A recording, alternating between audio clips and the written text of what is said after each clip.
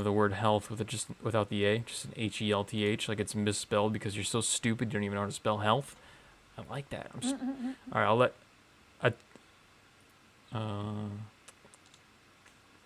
Odyssey's fired up. Good, cool. Looks like we're good to go. What's up, guys? Let me know in the chat if we're looking sounding good because we are multi-streaming live on YouTube and Odyssey tonight.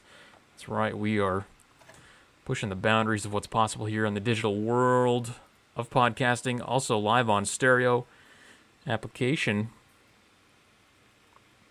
Welcome to the All Centrist number 89.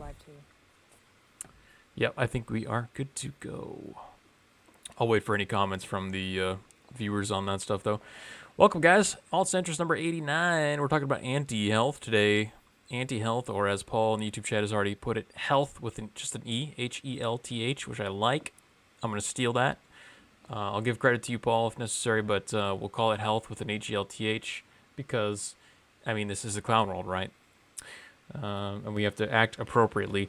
We're going to be talking about a lot of other interesting things as well, including, but not limited to, some corporations who are struggling with the mandates. You guys might have seen some stuff happen with Southwest.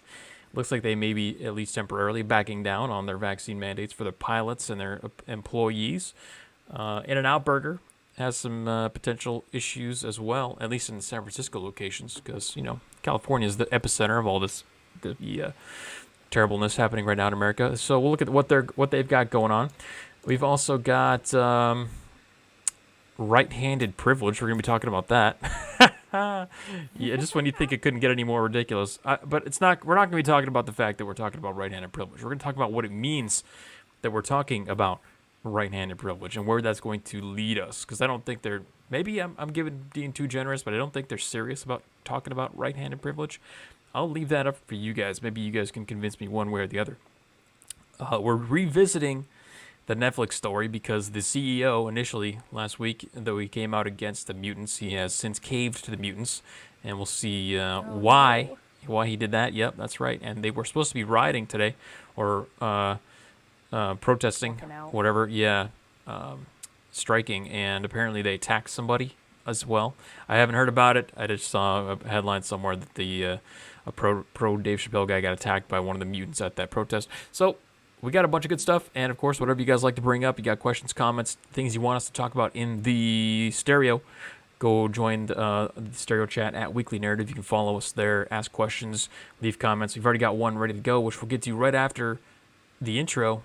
You ready? Let's do it. I'm ready. Chin straps on, guys. Let's do this. Tied them up. Let's go.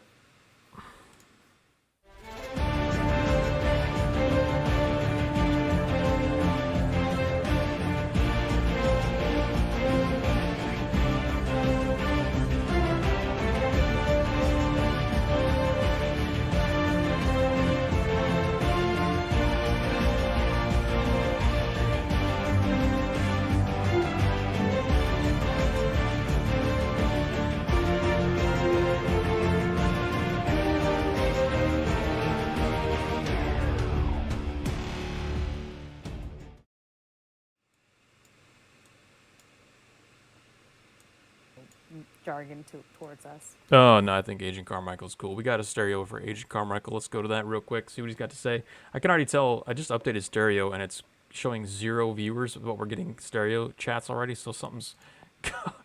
I love updates that break programs. I don't know about you guys, but those are my favorite. All right, Agent Carmichael.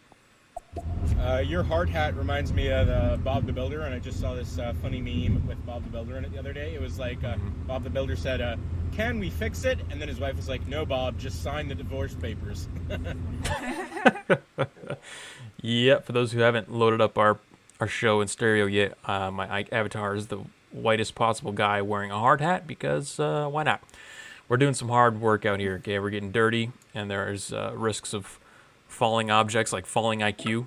You know, you don't want to have IQ falling on your head and then doing damage. We have to deal with that quite a bit. And Paul just chimed in as well. Let's go to him real quick. Just a thought. These Chicago police officers, what they need to do is arrest the mayor. They can make it up because, you know, that's what the DNC and all these Democrats in cities, they just make shit up, you know, make mandates, pull shit out of thin air and call it law. grade these signing orders and press releases, whatever. Like nothing through the legislative lawmaking process. Right. And just see what happens. Who's going to arrest them? The police? It would actually be like a big brain moment. It'd be great. Yeah, see, I mean, that's how we need to be doing things, really. Is I made a tweet a while back that got a record amount of likes. It might be my most liked tweet ever. I think I got 4 likes. I said, conservatives think they're going to win by, playing the system and getting votes and getting their candidates into the office. That's not how you win. You win by malicious compliance, being rebellious against, abusing the rules that are in place. They're stretching the rules that are in place, and you have to be creative about it too. So that's one of the ways that they should be doing it. But let's real quick before we get started, we got Dari and Region Zen, Border Gong, Kiza. What's going on, guys? Everyone in the chat, I see you guys over there. Welcome. Get a drink, settle in, get comfortable. Dari says the funniest attempted mandate is with the Chicago police. If they don't vax the people that want to retire, will be denied. Yeah, no, the Chicago thing is crazy. The mayor, Lori Lightfoot, came out, I think, yesterday or the day before and said that the police are trying to... Did she say insurrection, or what was the word that she used to describe the police who were resisting the mandate? Oh, I don't know. It was funny. That's all I'm trying to say, and it's a disaster. In her mind, it probably isn't. In her mind, it probably is an insurrection because they just label anything that goes against them as an insurrection nowadays. It's an absolute disaster. Anyway, let's jump over to San Francisco for an update on some of the COVID mandates here. Speaking of mandates, I always like to use the audience interaction as a good segue into the topics and segments of the night. Now we'll take advantage of that right now. We'll jump over to San Francisco for an update on InnOut Burger, which is the only InnOut Burger in San Francisco, by the way. You would think San Francisco's got, it's a pretty big city. They'd have a lot of InnOut Burgers all over the place, but there's only one, and it's at Fisherman's Wharf, which is kind of like a popular tourist location right down by the water, near the bridge and whatnot in San Francisco. So, from the LA Times, InnOut Burger's fight over COVID vaccination rules could be the start of a bigger battle as cities up and down the state increasingly move to require proof of vaccinations in an assortment of public places. A cherished California restaurant chain has become an unlikely flashpoint. And I will admit, this was quite a shocker to me. Out of all the people involved in the fast food industry, I wasn't expecting InnOut Burger to be the one to make a stand for freedom and anti-vaccination mandates. But let's see what they got to say. So the San Francisco InnOut was closed on October 14th. Representative of San Francisco's Department of Public Health shut down the chain location at Fisherman's Wharf, according to a statement by Annie Wensinger, InnOut's chief legal and business officer. So they got shut down, and public health officials told employees they were being shut down because they weren't stopping customers who didn't have proper vaccination documentation coming inside. In a statement issued to the Times, the city's Department of Public Health said it issued a, quote, final notice of violation and notice of closure to the InnOut location for failing to comply with the city's public health order. So they got violations. They said, okay, fine. You know what? We're just going to go back to doing drive-through and outdoor dining. So this is kind of like that malicious compliance that I was just talking about. They're complying with the rules, but not totally. Not in a way that makes the health officials, quote unquote, happy. You know what I mean? Yeah, they're not bending the knee and completely complying in the way that the health officials want them to. Exactly. It's refreshing to see. I know. I love it. Quote, since a notice of closure was issued, the business has taken steps to comply and has since resumed operations for outdoor dining and takeout only. That is the definition of malicious. Well, not necessarily a definition of malicious compliance, but it's like halfway there. They're complying, but not entirely, right? So the company said, and this is the best part, this is why I wanted to bring this up. Hopefully it's going to pump all you anti-vaxxers up. Wensinger said that the location, quote, properly and clearly posted signs telling patrons about the local vaccine requirements, but that public health officials told employees they had to, quote, actively intervene and demand proof of vaccine and photo identification from every customer. If customers didn't provide proof of an ID, they were to be turned away. Jesus, dude, just to get a burger? Imagine, you go in to get a burger, the requirements are more strict to get into a place to buy alcohol or cigarettes. I mean, It seems Right. absurd, but this is San Francisco, so this is kind of normal. This is par for the course. And here it comes. Quote, as a company, InnOut Burger strongly believes in the highest form of customer service, and to us that means serving all customers who visit us and making all customers feel welcome. He said, we refuse to become the vaccination police for any government. Ooh. Woo! Boom. Yay, InnOut. Go InnOut Burger. And you know what? If people in California love InnOut Burger so much, then they should suffer without it. If InnOut Burger decides to actually follow through all the way. Just say, you know what, let's just not do business in California anymore. I'm glad that at least one company in California is actually standing up and speaking and saying that they're not going to be the vaccination police for the government, because too many companies are just like, yeah, that's, we'll comply, we'll do it, it's fine. And at least InnOut has the gall to stand up and be like, we're not going to do that. Screw you guys. Yep. Yeah. Region Zen in chat says, good, San Francisco doesn't deserve an In-N-Out. Who knew In-N-Out was Right? based? They That's what don't. I'm saying. Most of them are like vegan, idiots that don't even like In-N-Out anyway. So It's true. no sweat off In-N-Out's, no sweat off of In-N-Out's back for closing down this location. Paul's got a good reminder for us here in the YouTube chat. He says, In-N-Out Burger, even though it's a leftist coast icon, is owned by a conservative family and still family owned. And that's the vibe Yep. that I got from reading this, is that, this isn't like a pro corporate, kind of statement that they're making. This is clearly kind of a personal sentiment that they are sticking to, principles that the owners of the company are sticking to here. And it's, in these dark times of the destruction of morals and principles, it's good to see someone sticking to their principles, even though it's going to cost them. Yeah. I mean, they still to this day put Bible scriptures on the bottom of their cups, on the bottom of their fry baskets. They actually have In-N-Out Burger? like I didn't know that. they I put thought that Bible was Chick-fil-A. scriptures. They put they Chick-fil-A as well. But if you buy In-N-Out and you look on the bottom of the cup on the inside brim, there's always like a Bible verse. Usually it's John 4:16. And even on the bottom of their fry baskets, you'll see on the bottom of it, it'll say like a Bible scripture.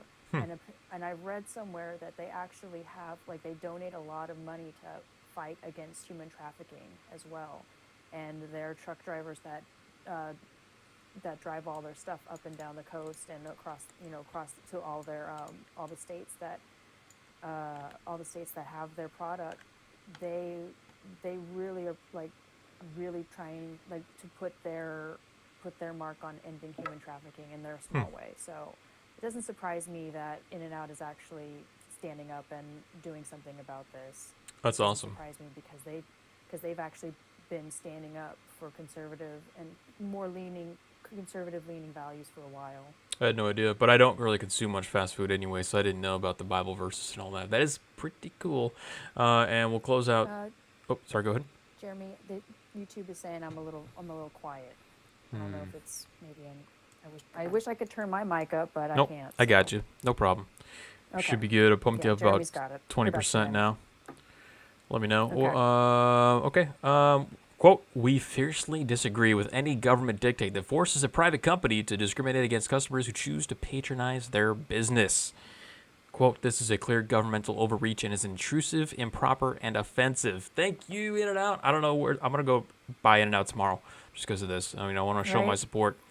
And just how we boycott particular businesses when we don't like what they say. Let's throw a little cash at them when they do things that we like. And this is kind of a form of in-group selection as well. People think about in-group selection in kind of a biological term from the survival of a particular species, but think about it from an ideological perspective here. We need to support our in-group, which extends beyond, from a genetic standpoint, just your immediate family. Now we're living in a world where everything is intellectual. We have our intellectual in-group, or our family, in other words, is now people like In-N-Out Burger, because they share our ideological beliefs in that, not that the vaccine is a bad thing, but that this particular action by the government is an overreach. So we need to support our in-group and show our in-group preference by supporting them, give them money, and show them that we are trying to support the message that they're trying to send. Because it's risky. They're taking a lot of risk by doing this. And, I would hope that if I went out on a limb one day and said something crazy, if I owned a business, that you guys And the viewers and people who agreed with me would also and say, oh, you know what? I appreciate Jeremy going out and saying this. Let me throw him $5 or whatever it is, or 500 or 5,000, whatever you guys want, whatever you feel like giving. Yeah, whatever you feel like giving, whatever is appropriate for you to give, whatever, all that good stuff. And Go buy some burgers. I've always loved In-N-Out. Like, I mean, I've lived in California my whole life, so it's always been a staple. And their prices are good. I always get the same quality every single time I go. It's just and it's just overall good. Like, I know a lot of people who don't like In-N-Out, and I'm like, you know what? You don't gotta like it. It's fine. I like it for my own reasons. What's up, And Miklo? now this is another reason for me to like them. What's up, Miklo? Yeah, we got a bunch of people popping in here. We got Voyager, Miklo, Lizzie in the house. What's going on, guys? Come on in, get a drink, get comfortable. You can see I got, I'm drinking particularly, one of my favorites is the Fresca in my pronoun cup, just so you guys know. He identifies as they, them tonight. Yeah, just so you know. Let's go to stereo real quick here, see what Paul's got to say. Because I'm channeling Michael Malice every time I'm here, and my Telegram has him as my avatar. Yep. You're going to get these just comments occasionally, just repeating a tweet of his. It's easier to fly an American plane if you're a member of the Taliban than if you were unvaccinated. Appreciate that. He's kind of like our Michael Malice tweet bot. He comes in here, gives us a little update on what Michael Malice is saying, because it's always timely. And he did just go on Joe Rogan, by the way, which is one of the few times that I actually load up the Spotify app to listen to Joe Rogan anymore. So that's a pretty good talk. Yeah, I don't have Spotify, so I don't listen to Joe Rogan anymore, unfortunately. I only catch like clips whenever he posts on social media. It is free, but I just hate having to load up Spotify. It's a pain in the ass. Okay, Agent Carmichael. Call me a conspiracy theorist, but I'm telling you, okay. I think this is how the last Blockbuster in Alaska got shut down. They just stopped, asking for the vaccine cards, and, they got it taken out. Same way the last InnOut Burger, the vaccine cards, they are just killing the last remaining businesses left and right. Rest in peace, Blockbuster. Yeah, I don't think Blockbuster would have made it through the vaccine era anyway. Yeah, I don't think it would have either. And with all the streaming platforms, the only way they would have survived is if they had invested more into having their own streaming platform earlier than what they did. No, I mean, you can't go into a Blockbuster because there's so much virus in the air, I just want to rent a video, but you go in there and you get taken out by some imaginary virus. All those disgusting children walking up and down the halls of Blockbuster. Indeed. Mike in the chat. You gotta love when a sanctuary state that pays for illegals to have health care and driver's licenses and sends their kids to schools makes citizens get carded for food. Yes. What the fuck? Yep. And that In-N-Out is the only In-N-Out in San Francisco. And it doesn't have a drive-through because it's on Fisherman's Wharf. Yeah. And so the Daly City one is going to get a lot more business. But I'm glad they did it because fuck San Francisco. Fuck all of these politicians. Thank you, Osis, our local San Francisco resident, giving us the on-the-ground reporting there. The fact check, they do not indeed have a drive-through. Thank you for that. Obviously, I haven't been to that one. Years, so. All right, Agent Carmichael's got one more here, and then we'll go to our next story, which is also from California, and it's almost better than that story. Yeah, I mean, all messing around aside, I'm actually interested in how Chick-fil-A would handle this because, as everyone knows, they are a very conservative owned company, and they're freaking huge all over the place. Everybody loves them. I mean, they're literally not even open Sunday because it's the church day. So, I mean, I wonder if they've had any trouble with this, and I got to imagine what side they would stand on, and how they would attack this, just because they are like openly conservative. But yeah, it's interesting because like a small business couldn't deal with this, but when you have the power of literally a whole conglomerate, like if Chick-fil-A wants to say like we're not taking it, the government may say I mean, we can stand up to a few small businesses, but like the whole freaking Chick-fil-A or whole In-N-Out, like the power in numbers. So it's interesting how it's gonna all turn out. Yeah, and I think as far as the business goes, I think a lot of this and this isn't my particular opinion. This is one that I've kind of heard, and I somewhat agree with. The COVID appears to be more of an effort to destroy small businesses, because I mean, who benefited the most out of this whole pandemic, right? It was Amazon, Facebook, the big giant corporations, right? The people who suffered the most were the small business owners, the medium-sized business owners. It looks like this is an attempt to kind of flush those people out and make everyone more dependent on the big corporations and the government. So when there are some big corporations that happen to be able to have the power to resist that and resist the narrative, then we're kind of relying on them to do the work for us, because this is something that goes beyond the polls. Okay, it's not going to be settled at the voting booth. It's going to be settled in the culture. It's going to be settled in people and companies resisting this thing. So we're hoping that those companies will do it in our place. I'll happily give my dollars to companies that support freedom and support this that don't support this vaccine mandate. I'd rather give my few dollars to those people than give all my money to Amazon and all these companies that just bend the knee and take it up the butt. One good thing about Amazon is that it's not a physical store, so they don't have a toy section. Because if they did, they would be forced under California's new law to have a gender-neutral toy section. Yes, I'm not kidding, folks. This is absolutely real. From the Washington Post here. This is just a few days ago, I think last week, old Newsom passed a law, Assembly Bill 1084, which will force large retailers to have non-gendered toy sections starting in 2024. I mean, the state's on fire. They've got no water. Everything's crumbling. Infrastructure is destroyed. But at least he's got the time to make a bill to make sure that there's a gender-neutral toy section in the toy stores. Oh my God, this is so dumb. Why? I mean, there's got to be a good reason, right? Proponents said the requirement will help consumers comparison shop and also tamp down on gender stereotypes that hurt children who play with toys marketed to a different gender. Right. So detractors said the law infringes on business owners' freedom to market their products and lay out their stores as they see fit. So, I don't know, freedom to lay out your store as you want, or potential harm from gender stereotypes.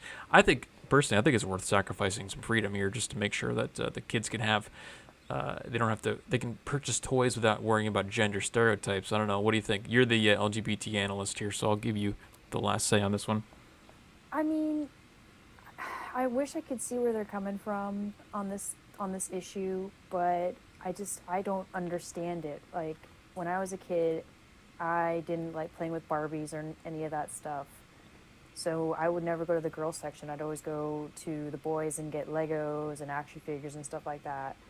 And I think I mean, I can kind of get it, I guess. They don't. Were you oppressed? Separate. Did you feel stereotyped or anything like that? No. My only time I felt oppressed was when my parents would have to tell me to like pick one thing. Didn't matter what it was, just pick one thing and don't take an hour. I guess that's oppression, but yeah. I mean, I think I don't know. It's just a weird phenomenon to me that, like, I don't understand. So they just don't want to like have it separated by pink stuff over here, blue stuff over here. We're just gonna mix and match the pink stuff and the blue stuff. You can still have the boys and girls sections, but there's got to be at least one section for non-gendered stuff. So it's like new. So you have Barbies and then Legos at the same time. But I guess like I just don't. It's just stupid. This is ridiculous to me. Is it like, really for the kids? That's a question I have, and I don't think it is. It's not for the kids. It's not for the kids. It's for the adults. It's to make the community feel better. And it's stupid. It's a waste of time. It's a waste of energy. He could have spent time figuring out how to fix our infrastructure, how to harness our water resources, and instead he was wasting time with this. Good job, Gavin Newsom. Yep, indeed. Dari in the YouTube chat says, is anyone noticing how fast the government is getting more and more into their personal space, to include intruding on businesses or into our personal space? It's that seems to be the trend, like wherever they can. It's like, hey, we can insert ourselves here for no real good reason, but we can, so let's do it. This seems to be one of those cases for sure. I also saw that he passed a bill that would make like tampons and pads and stuff on college campuses free, which I'm just like, okay, so I could just go onto a college campus if I want to get free tampons and pads, I guess. But it's like that doesn't solve anything. Like everybody's like the pink tax, the pink tax. Women get taxed so much more because of our stuff. It's like, okay, well, Yes. you don't. It's just, oh my god, this Well, is so dumb. what this really shows is that the people who've got his ear are the loud mutants, right? The mutants are the ones who are getting the time with Newsom. They're doing the wines and the dinners for $5,000 a pop. They're doing, hey, you know what? We're trying to push equality here. We're trying to push equity. We're trying to make sure for gender equality, whatever it is. And I mean, they just push that through, no problem. So it seems like, this is going to be a self-replicating problem that goes into the future. They're only going to find more ways to get into your life and impose their absurdities. Remember, this whole LGBT thing is still, we're talking about like 3% of the population, right? So we're making laws that are going to affect every retail store in order to appease a small percent of 3% of the population, because not even all of, if not 100% of all the 3% LGBT people are going to even care at all about this. Only a small percentage of those ones are going to care. So this is a really, as far as the utility this is going to have in the real world, very small. But as far as the inefficiency it's going to introduce in these businesses and the intrusion into the freedoms, very high. I'd say that's a bad ratio, personally. Yeah, I say it's a bad ratio too. Like you're correct. Oops. Like, Sorry. do you mute me? No, I actually I accidentally ran the intro video for a second. You get a little Pacific No, Rim theme song in there in the middle of the show. It doesn't hurt. Yeah. No, you're right, Jeremy. Like, why are we making everybody cater to the 3%? Like, that's not how we've done it ever in the past. Like, the 3% is allowed to have a voice and is allowed to speak their piece and state their ideas, but to have entire companies revise how they stock stuff and how they separate stuff for the 3% is wild. And this does not even affect like the gays and lesbians and the bisexuals. This is really about the transgenders and the non-binaries out there, whatever that means. And that's even less than the 3%. That's less than 1% of the LGBT population. That's a good point. So why do we even care? Why are we making these things into law and making companies do this for less than 1% of the population? It's ridiculous. Well, I think I have a theory, and I think the rest of the show, our main segment of the show, which is the anti-health, is gonna feed right into that. And my theory here is that we are actively trying now to induce mental illness upon people. We're not trying to create a society where there's a baseline and that there's a thing called normal. That's gone out the window now. We're actively trying to induce and encourage mental illness in people where, not only are we just trying to appease the 2% or the 1% of the 2% or whatever it is, but we're sacrificing the 99% in their name, and those 99% are more likely now to become mentally ill, because think about those kids as they're growing up. They have very malleable brains. They get ideas in their heads that it's kind of like when you introduce or suggest that an idea is possible, it introduces the choice in a head that didn't previously exist in a kid, right? Like if you tell your kid, hey, Johnny, you could also be Sally if you wanted to. Well, up until then, he's never considered it. And then he goes to the store, he sees something that reinforces this baloney idea that he was taught in preschool or kindergarten or whatever it is. It just further reinforces this cycle that is, in the end result, going to just create more mentally ill children who go on to probably mutilate themselves and become infertile, and who knows, all the kinds of end results are at the end of that conveyor belt of disaster. I think it's just kind of, I don't know, it's ridiculous that, children who, you little boys who want to play with Barbies, like, whatever, cool, you do you, like, that's fine. But this whole, like, gender-neutral toy, like, I've never encountered a gender-neutral toy. And why are we even putting gender on toys like that? Like, this is ridiculous. Kids want to play with toys. Like, let them play with whatever toys they want. Like, the whole division is just getting ridiculous at this point. Yep. Again, they're making a story out of nothing here. Let's go to Osis and Stereo. You guys are bigots. I want to see Butch Dyke on Bike Barbie and Rachel Levine G.I. Joe. Nice. Stop being bigots. Get with the times. You know what? I think we're going to get a Rachel Levine G.I. Joe here shortly because of what just happened. And we will be getting into that. She got a big promotion if you didn't hear. Oh, I heard about that. Go to Kizza and chat and Stereo here. Because, Delaney, the truth is, these so-called democracies, they don't cater to the majority. It's always about the tiny minority. And that's what people need to understand about democracy. These fake democracies only cater to a tiny minority. True democracies only cater about the majority. The minority doesn't exist. Yep. It's true. Yeah, it's very true. But I guess I'm just old school in my way of thinking about things. So I guess Osis is right. I am a bigot. It's true, you are. You don't have any kind of immunity because you are part of the LGBTP community. As Osis reminds me, you have to put a P on the end of that. Yep, I'm don't not going to forget the ask what P. that means. I don't even know what the rest of them really mean, to be honest with you. But yeah, you know what? Let's just throw it out there. I know what it means, but I'm not going to say it on YouTube because I don't want us to get in trouble. Yeah, that's why we are multi-streaming on YouTube and Odyssey tonight, folks. So actually, you know what? Now that I mentioned that, I got to make sure I got an Odyssey chat window open in case people are talking over there as well. I don't want to miss anything. And I think, I don't even know. Yeah, I think the live stream title and all that got messed up over on that end, but that's okay.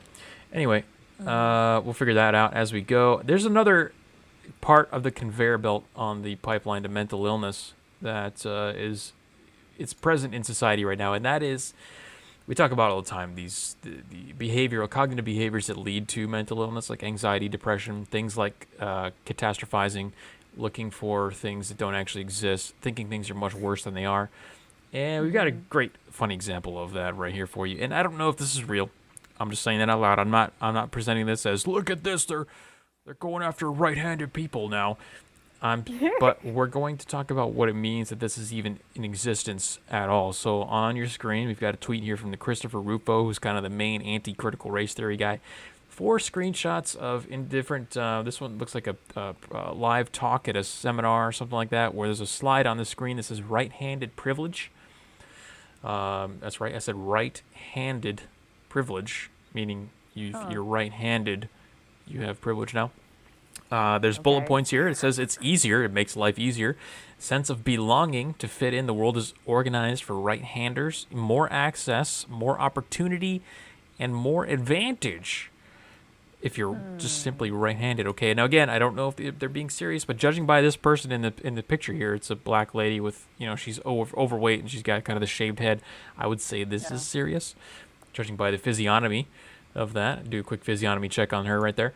Doing another article here, right-hand bias is everywhere. This looks like an actual article, how a preference for one side of the body can influence what people buy, who they vote for, and even what they name their children. Whoops. God. Yep, so that appears to be real. And here's another one. It says, how being a lefty taught me what I don't know about racism. Because obviously the oppression that you feel as a left-handed person is going to be equal to the oppression that black people feel. It's a way for you to really relate to them, minorities. This one's from The Signal. The article's just simply titled, Right-Handed? Check Your Privilege. Oh, okay. So, I don't know. You guys in the chat tell me, is this real? Because I don't know if this is real. I don't think it is, but there is a narrative that we can talk about, despite the fact that it may not be real, and that is the fact that this even exists. And that's because, why is this a problem? Because we're training people now.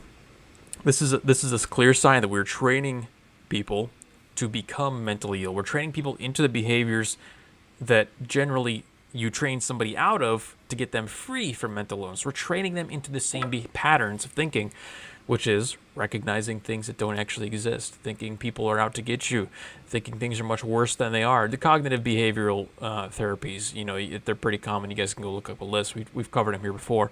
But these are patterns of thought that lead to not good results, not good outcomes, okay? Not healthy brains, Now these people are going to be people who there might be some people who attended these things and maybe they didn't know if it was real or not, and now they're going to go out into the world, and when they open a door handle, they're going to realize it hinges to the right, and they're going to be like, oh my god, I'm so oppressed. This door hinges on the right hand side. This is right-handed privilege, and that's going to really reduce their capacity to operate efficiently within society. And then of course they're going to see right-handed people all around them and then start yelling and foaming at the mouth at them, and next thing you know, we're going to have protests outside the capitals across the country for right-hand privilege, and you know how this goes. I don't know. What do you think, Delaney? It feels like they are trying to add left-handedness as like a disability or some kind of part of the totem of oppression. You know how it's, straight white men are at the bottom of the totem pole and trans black women are at the top of the oppression totem pole. This is an extension of the totem pole. This is an extension of the totem pole, exactly. They're like, well, I'm left-handed, and the world is more catered to right-handed people, which I will agree. The one bullet point on that chick's slide where it says the world is more organized for right-handers, that is pretty much true, because for left-handed people, it's harder. Like most things are catered to people that are right-handed, because right-handedness is Aren't you more left-handed? dominant. No, I'm right-handed. Oh, okay. I want to get an I can opinion do of a a lot- left-hander here. You know what I'm saying? Like, give me an example of something that has really affected you in your life that were left. I'm trying to think of one. I can't. Scissors are generally designed for people who are right-handed. I would say that. The So, I scissors, mean, not the scissors. yes, yeah, scissors. There's a lot of things that are that are designed for right-handed people. Scissors are the first thing that come to mind, but like I said, I think that they're just trying to extend the whole oppression totem pole. Now it's, all these white people. You know how all these like white people are coming out as like non-binary and stuff to just add to the oppression totem pole.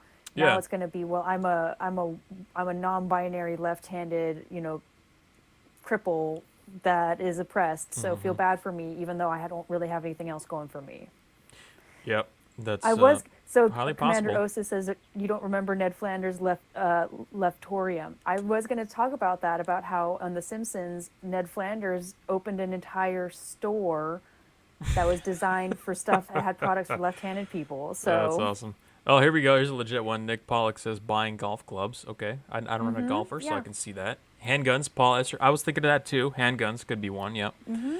a lot of things are designed predominantly for right-handed people. So I will agree with that one bullet point where it says most things are, catered for right-handed people. I will agree with that, but everything else just sounds like a whole lot of bull crap to me.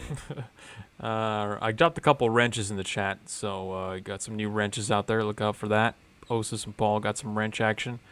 Ooh, you guys got upgraded. Yeah, because some of the messages were getting censored, and we don't have any other mods in here right now. So, where are the mods? Where are you guys at? Come on, you guys are slacking. Yeah. Yeah. So, I think this is whether or not this is serious. It's a sign that we're training people into mental illness. We're funneling them into a state where they will become mentally ill in the future, and it's a dangerous thing because. Pfizer runs the world right now. So if they can find a way to funnel people into taking their ADD medication, their anxiety medication, their depression medication, which is exactly what this would do. You stress people out with all these fake boogeymen that are out there, adding on top of the regular real world stress that they have. That's going to create more customers for Pfizer. So I think keep that in mind. What the end result of this stuff is. Always look at this kind of stuff and think about time. What's going to happen? After long periods of time, and that's kind of where my brain always goes with this stuff, because that's one place where people don't really have strength in doing or exhibiting, is the ability to extrapolate this kind of stuff out over long periods of time. I mean, next thing you're gonna see is like, I'm struggling to think of an example that's more absurd than right hand bias, but there's gonna be one. This isn't the end. That's the point I'm saying. This isn't the end. It's gonna get more absurd than that. Yeah, it is. Motor Gang in the YouTube chat says left-handers receive an extreme emphasis on tapping into the brain's right hemisphere, noted for creativity and genius. I'm right-handed and I feel oppressed. Yeah, I was gonna say, left-handedness it's associated. It's not just the fact that you're using a left hand. It means you're associated with being more creative, oftentimes more intelligent. It is a very small minority of the population, and they have, it's a trade-off. These people also don't realize the concept of trade-offs. where being left-handed could mean, like you said, you could be smart, you could be more creative, genius, etc. What about people who are ambidextrous? Where's the category for them that can use both Oh, hands? dude, I mean that is just hand supremacy. The ambidextrous Right. people, they are going to start putting the right-handed people in gas chambers here shortly. Ca- They're the ones running the real world. Those the Bilderbergers, the Rockefellers. They're all ambidextrous. That's who's really running this show. Right. Let's see here. Rifles suck for lefties. Yeah, okay. Well, that's unfortunate for them. I'll censor anyone because they're not human and my sympathy ends with humans. Okay, good. That's a good policy for a mod to have. I like that.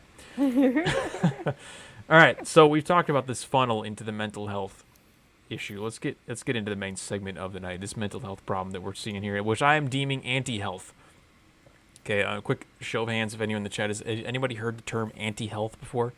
I'm trying to coin something new here, and I want to try to make my mark on this discourse by saying that what we're seeing now with COVID is just part of a bigger problem, which is the continuation of a mental health thing that we've been seeing for the last few years, which is all part of a pipeline of anti-health. We are no longer, and the hilarity of it, of course, is the iron law of woke projection, which states that these woke people are always projecting with what they say is the enemy's narrative, the enemy's motivation. They'll say things like, "We're doing this for your health."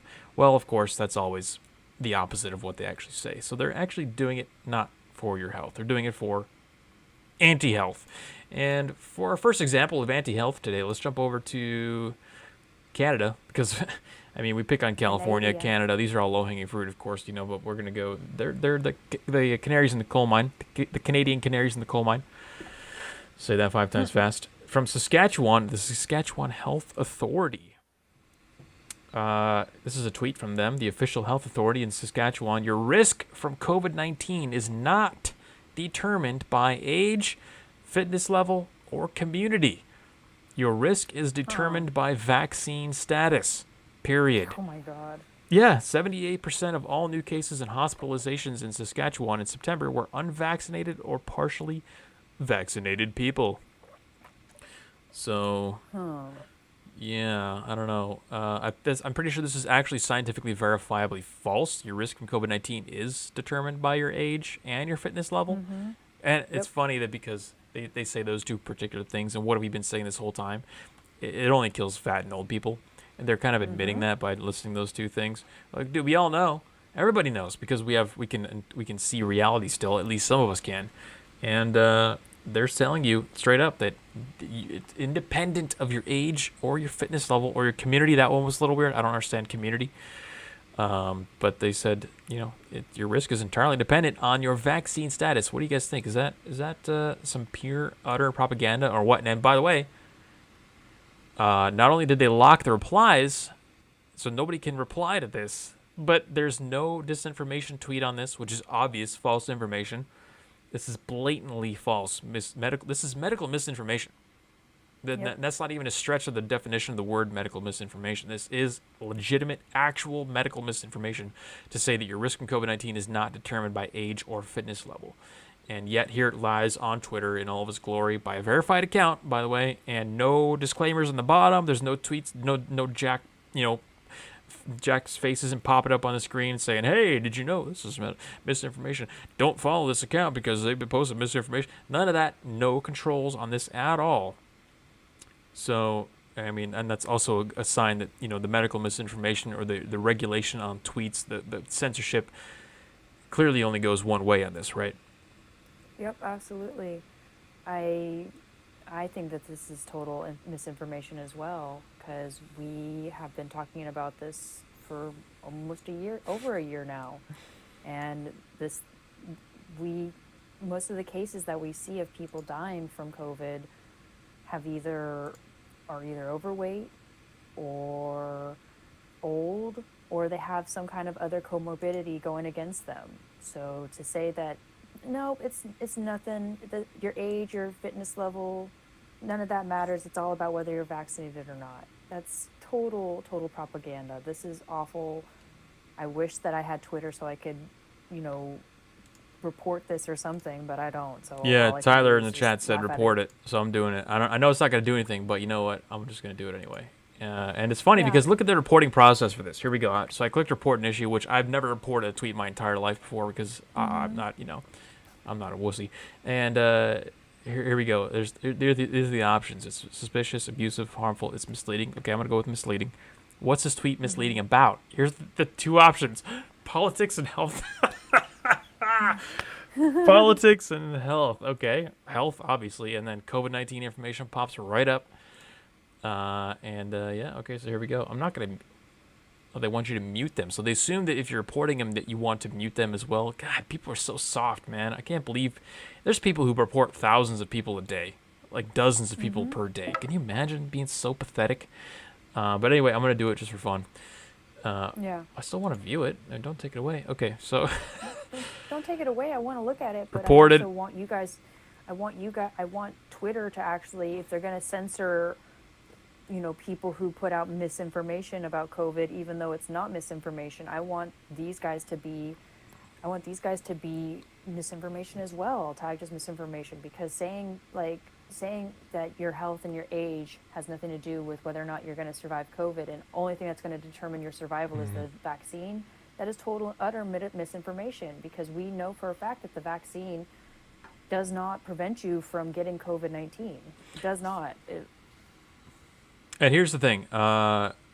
I've worked in technology and IT and cybersecurity for my entire life. I understand how algorithms work, right? So generally what happens is on these things, it should be an entirely neutral process where a particular tweet gets a certain number of reports and it reaches a threshold, and then it automatically applies actions based on the ratio of reports to views or whatever it may be. There's an algorithm that takes that into account. They can't possibly scale up a system where individual people, purple-haired mutants, are going in and looking at all the reports and saying, oh, let me look at this report. Let's see, does this guy's report meet them at, no, they're not going in there like that. It's all algorithm-based. However, look at the ratio on this tweet. 4,200 quote tweets, which means people copied it and quoted it and left them, gave their take on it, and 234 likes. That tells me that the ratio is clearly like 90% negative on this. So it's been reported a lot. That should be well beyond the threshold necessary to flag a misinformation tag on this tweet, and yet it has not. So I would actually argue, based on the knowledge of how these algorithms work, that it's actually moderated in favor of this propaganda, where this thing gets reports, and before a flag gets on a misinformation tweet, a purple-haired mutant steps in and says, no, we don't want the algorithm to apply to this tweet. So Twitter, this is about as obvious as it gets. Twitter has active measures in place, algorithmically speaking, to spread misinformation in favor of the big pharmaceutical companies. That's I don't know how it could be more obvious. Oh, it's so freaking obvious, and stuff like this is why people call me an anti-vaxxer and you an anti-vaxxer. It's terrible. It's like, we're not anti-vax, we're just anti this propaganda and stating misinformation like this, that the only way that you're going to be healthy is by getting vaccinated. Jeez. When that's blatantly not true. And now you can see what I mean when I say the pipeline to anti-health, right? Because they're literally eliminating all the other options for you. There is no option to get vitamin D, lose weight, get healthy, get zinc, make sure your nutrition is all in order. There's no options for any of that. They're literally herding you through a funnel into a state where, because they're training you. This is training you to think, in the middle of a pandemic, if I don't have to worry about my health in the middle of a pandemic, and I'm also seeing magazine covers that show me obese women and the title says, this is healthy. They're training you not to think about your health at all. And what the end result of that is that you come out on a conveyor belt, a large, heavy-duty conveyor belt, because you're all fat and overweight and disgusting because of this, where you get jabbed full of, it's a conveyor belt and you're getting jabbed, you have pills drop on your face, and that's it. Like, that's just, you're generating revenue for big pharma and the medical industries, because even in times of pandemic, we can't be bothered to mention get some vitamin D, lose some weight. This is the funnel. This is the pipeline. This is it reinforcing that funnel and that pipeline. Right. It's just, yeah, this is terrible. I'm so disappointed in Twitter, but then again, it is a cesspool for terribleness. So, yeah. What's up, Topaz? I Don't. see you in the chat. Yep, you're not Yep, censored, we see you, at least in my Topaz. chat. You're not censored to me either. I can see you. PJ least for Fan, now. yeah, for now. Don't say anything in my chat that'll get you banned. PJ Fan says, remember Canada has such an awesome socialist healthcare system that wealthy Canadians go to America and pay to get healthcare quickly. Yep, well, I can see why now. I mean, if their doctors don't even. Well, okay, so here, let's be generous. Let's be really super generous, and think of the only other possibility in this situation, aside from maliciousness, which is what is the word I'm thinking of? God, they don't know what they're talking about. Okay, they don't. Let's say they don't know. Let's say they don't know that getting vitamin C and zinc and getting exercise and being skinny is actually going to reduce your chance of COVID by massive amounts. Right? Let's say they don't know that. That's the Yeah, they're best. just ignorant. Yeah, ignorant. I don't know. I was thinking arrogant. I couldn't think of the full word. Because maybe I'm ignorant of the word ignorant. That's the best case scenario here, folks, is that the doctors in Canada do not know this information. I mean, we literally just covered a study last week on the stream that talked about the fact that just taking aspirin daily reduces the chance you'll even catch COVID by 29%. Okay? And it reduces your chance of hospitalization by 40%. Just taking an aspirin, that's even if you're fat and disgusting and you don't care about your health. On top of that, you could be exercising, getting vitamin D, zinc. That's the best case scenario, is that they have no idea that information actually exists. Think about that. It does not. There is no possible better case scenario here. So it's bad either way. Even if you don't want to believe me and say that this is some kind of malice, that they're doing this on purpose to funnel people into an anti-health system, the best case scenario is that they're just completely retarded and they have no idea what they're talking about. Yeah, they're just oblivious or ignorant. Yep. One of the two. Okay. I Well, don't think there's any malice. I just think that there's just a lot of obliviousness going on in our society as a whole. you don't think this is malice at all? I mean, this in particular is malice, but people actually believing it and reiterating it and pushing it on other people, I don't think that that's malice. I think it's just obliviousness. Yeah, no, I would agree with that, because 99% of people, I mean, obviously the people who watch this stream are highly intelligent and they know the facts because we cover them here. And they're the kind of people that do your own research and look into things beyond what you're told and what you hear. 99% of people can't do that. And when I say can't, I literally mean they cannot. They don't have the intelligence or the willpower to do so. So they don't know this kind of stuff. So yeah, I think you're right. When a normie hears this and they spread that lie, then that's not malice. But these people, the Saskatchewan Health Authority with a verified Twitter account, that's malice. It's no way. It's not malice. Is definite.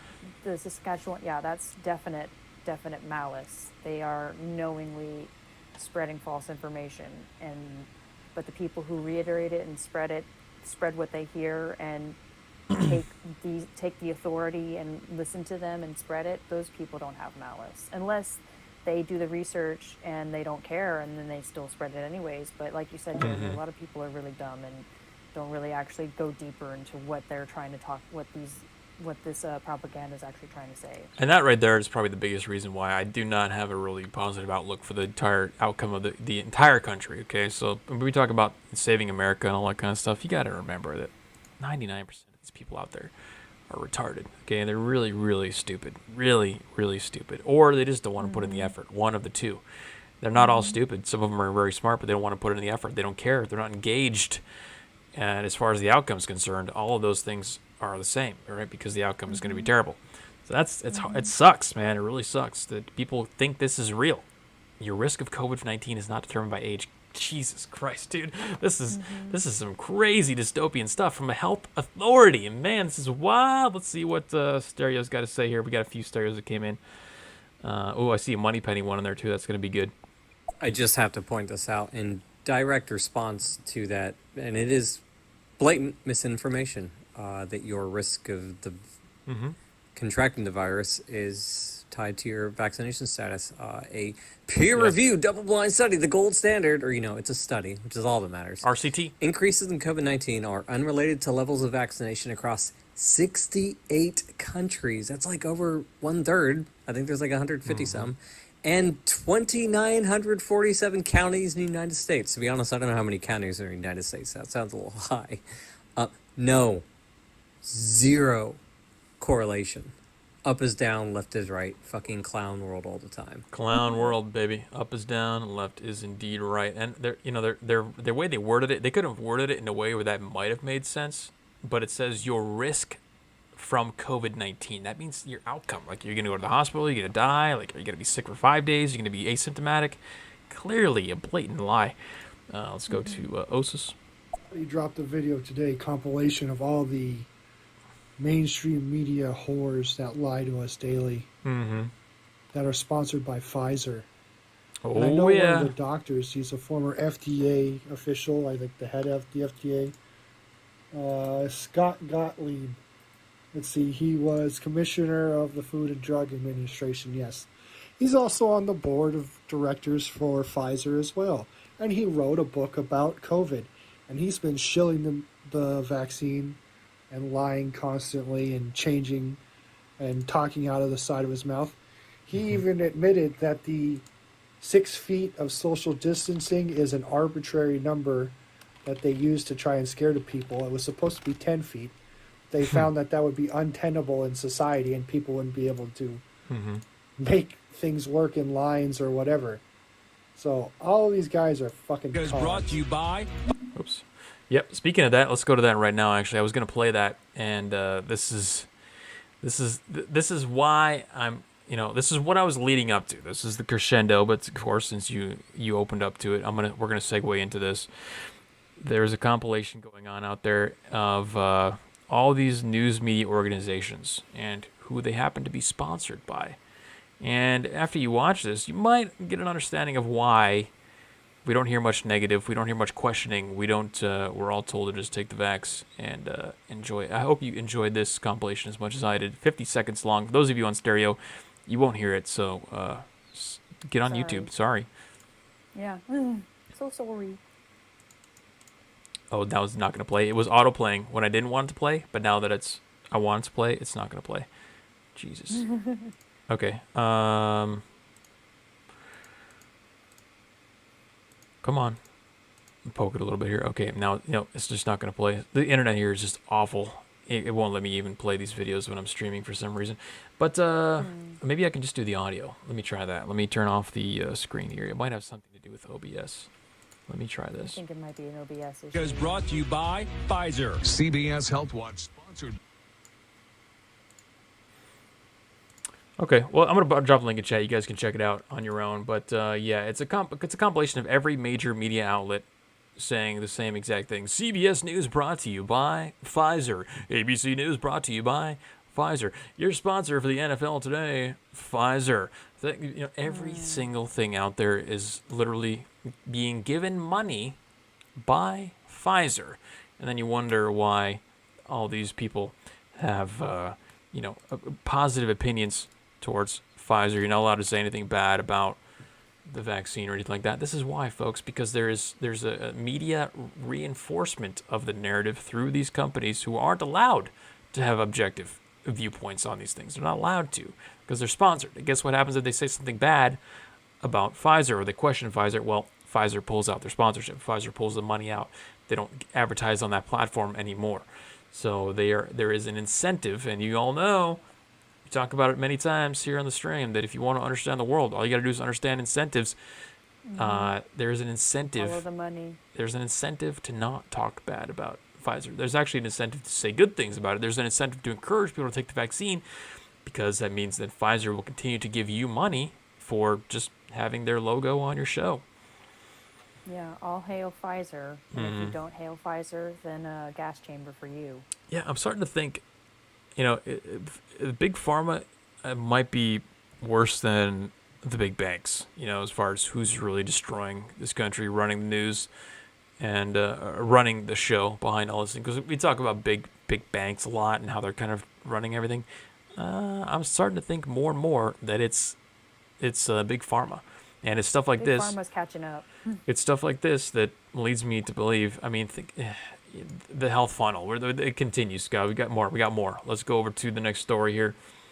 Oh, actually, no. Sorry, we still got 2 more stereos, and we got Moneypenny in here. I'm sure she's gonna have something good. Let's go, Kizzo. I can definitely say the medical industry doesn't have a Scooby-Doo about this stuff. I know this because when the NHS tried calling me in for the little injection, I told them no, and getting it was a waste of time. In which case, but you should. I was like, really? Have you looked at the other rest of the world when it comes to infections?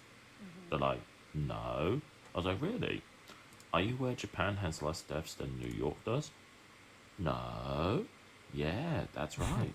And guess what? They're more densely populated than we are. Have you ever asked yourself why? Guess what? Low vaccinations equals low deaths and infections. But do you know what they did? Which was unique to the rest of the world? I'll tell you what they did. January 2020, they terminated international travel. Yep. And they have vastly low. But as we see with Singapore, since they started the mass injection, they flattened the curve in the opposite direction. They didn't flatten it horizontally, they flattened it vertically, which is exactly what you don't want to do. You don't want your chart to look like this. Or for those on the stream, because it's reversed, like that. Let's see, let me hop over to YouTube here. Tupas says it's not even funny anymore, the level of delusion and demented rejection of objective reality at this current time. It's starting to get really scary. Complete and total rejection of reality. Yes, that's what we're saying. That's why we call the stereo stream clown world, because up is down, left is right. This is a complete inversion of reality and a rejection of reality. It's going to get worse. Wait till you see this next story. Tyler says, I still have my job. Are they just gradually enforcing that 100 employee thing? Yeah, so their 100 employee mandate, I think, is set to take action in December, is it? Or I don't know if it's actually enforced yet. I'm not sure, but there's also different states that are stepping in to kind of stop those things from happening. Like Texas just passed a law that says no Texas organizations can enforce a mandate. So go Texas, I guess. Go Texas. Yeah, they aren't enforcing it yet, OSA says. Let's see what else we got here. Pfizer, it has electrolytes. That's what plants crave. Yeah, true that, Vaughn. Not enough money in adults. They want the kids too. Maybe the kids will be the last straw. Let's hope so. We got to get them early, Get them early. Get them on the train early. So you can, really think about it. If a person is what is generating your revenue is really dependent on what percentage of their lifespan you can get them on board with your program, right? So you want to get them as early as possible, and they'll be taking pharmaceuticals all the way through to the time they're dead. So you got to get them on as early as possible. That is what they're probably incentivized to do right now, and they've been successful historically speaking. Getting kids on ADD medication, all this kind of stuff. They definitely do not need. Right. Getting kids on antidepressants, ADD meds, all kinds of just hormone blockers. You notice all these stories have that in common. At the end of the story, there's always some kind of pharmaceutical thing involved, whether it's the transgender stuff, the mental illness stories, or COVID. All this stuff has drugs or pharmaceuticals involved. Fat people, weight loss, there's all those drugs involved there too. Interesting, right? OSIS disagrees with me though. Says banks are worse. They will stop you from being able to function in society. But Big Pharma isn't too far behind. Well, you could say Big Pharma's doing the same because, look at right now. I can go into a restaurant without a bank account, but I can't go into a restaurant if I don't have a vaccine in particular places, right? So as far as their control, I'd say banks have that capability. The potential is worse. But right now, as far as real world's concerned, Big Pharma's doing it, man. Or in the name of Big Pharma, at least. Let's see. Okay. Once they have everyone diagnosed with a 2021 mental illness, they will be able to take people's livelihoods away. Yeah, Zolpas, you're getting kind of the end. The question that I had at the end of the whole deal here is that what happens when 90% of America is mentally ill? We're just all getting farmed in the matrix in our tubes where they're injecting us full of pharmaceuticals on a daily basis, right? Right. All right, next story. This one's great. This is from Nature.com, one of the leading science publishers of studies, information, stuff that gets turned into eventually policy. stuff that shows governmental leaders how to make policy and lead the countries based on nutritional information. I mean, they've got such a great track record with the food pyramid. And I think this is an extension of that. The trend continues here. This is just as good as the food pyramid. Nature.com published an article about nutritional profiling of particular foods and their characteristics for assessing healthfulness of foods. So remember, I'm telling you we're living in a system of anti-health. They're calling it healthfulness of foods. This is how they're defining these foods. So they scored 54 attributes across 9 health-relevant domains, including nutrient ratios, vitamins, minerals, food ingredients, additives, processing, specific lipids, fiber and protein, and phytochemicals. And they were all summed into a final food compass score ranging from 1, which is the least healthy, to 100, the most healthy, for all foods and beverages. Great, awesome. So the study is behind a paywall, but we've got the supporting information behind it. We can take a look at some of those foods as an example here, provided by Twitter user at Ty R. Beal. Thank you, Ty, for gathering this information here for us. Let's take a look at the food compass score for some of these foods here. So at the top of the list, 100, coming in at number 1. Give a round of applause for watermelon. Yeah, that's right. Number 1 is watermelon with a perfect 100 score. Perfect 100 score. Number 2 coming in second is canned peaches with a score of 97. Number 3 is Cheerios. Okay, this is I don't know about that. Cheerios is kind of weird. It's a highly processed cereal. Right. A little strange. Okay, well let's take a look. Maybe that's just a fluke. Let's go to number 5. Non-fat chocolate frozen non-fat chocolate frozen yogurt with a score of 81. Frozen yogurt is basically ice cream, for those of you who aren't aware. So non-fat chocolate ice cream is number 80. Is 81? Okay, all right. I mean, this scale's confusing to me a little bit, but let's continue, see if we can't figure out what's going on here. Number 6, coming in with 78, is chocolate-covered almonds. Okay, all right. Well, let's go down a little bit and let's see maybe I don't understand health and nutrition. Let's go to the bottom of the list and see what the really unhealthy stuff is, and compare and see if this makes any sense. So on the third bottom of this particular list, this isn't a comprehensive list, just the list that he made. Eggs fried in butter, coming in with a score of 29. Dang. It's one of my favorite foods. Okay, now you lost me, because eggs are like one of the most nutrient-dense things you could possibly eat. They're probably one of the most healthy things that you could actually eat as a human being, is eggs. And butter, we all know, is also very healthy for you, because you need that fat. You need animal fat in your diet for proper hormone balance and whatnot. And okay, so tell me how eggs are less healthy than chocolate-covered almonds and chocolate frozen yogurt or Cheerios. So if you have a breakfast option, you got Cheerios or eggs. One is a processed box food that comes from Kellogg's. It's processed the hell out of it and shipped across the country in shipping containers, and who knows what else is going on with it.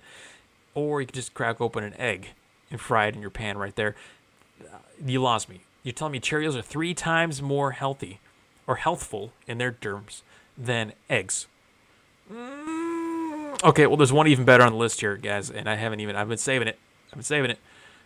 Did anybody see it in chat yet? I don't think anybody saw this one. It's coming in at the rating of 60 healthfulness. Lucky Charms. The cereal. Lucky Charms is a score of 60, over twice as high as eggs. Guys, this is nature.com.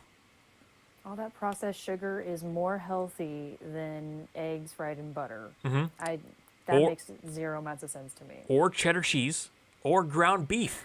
Lucky Charms is twice as healthful as cheddar cheese, ground beef, or eggs.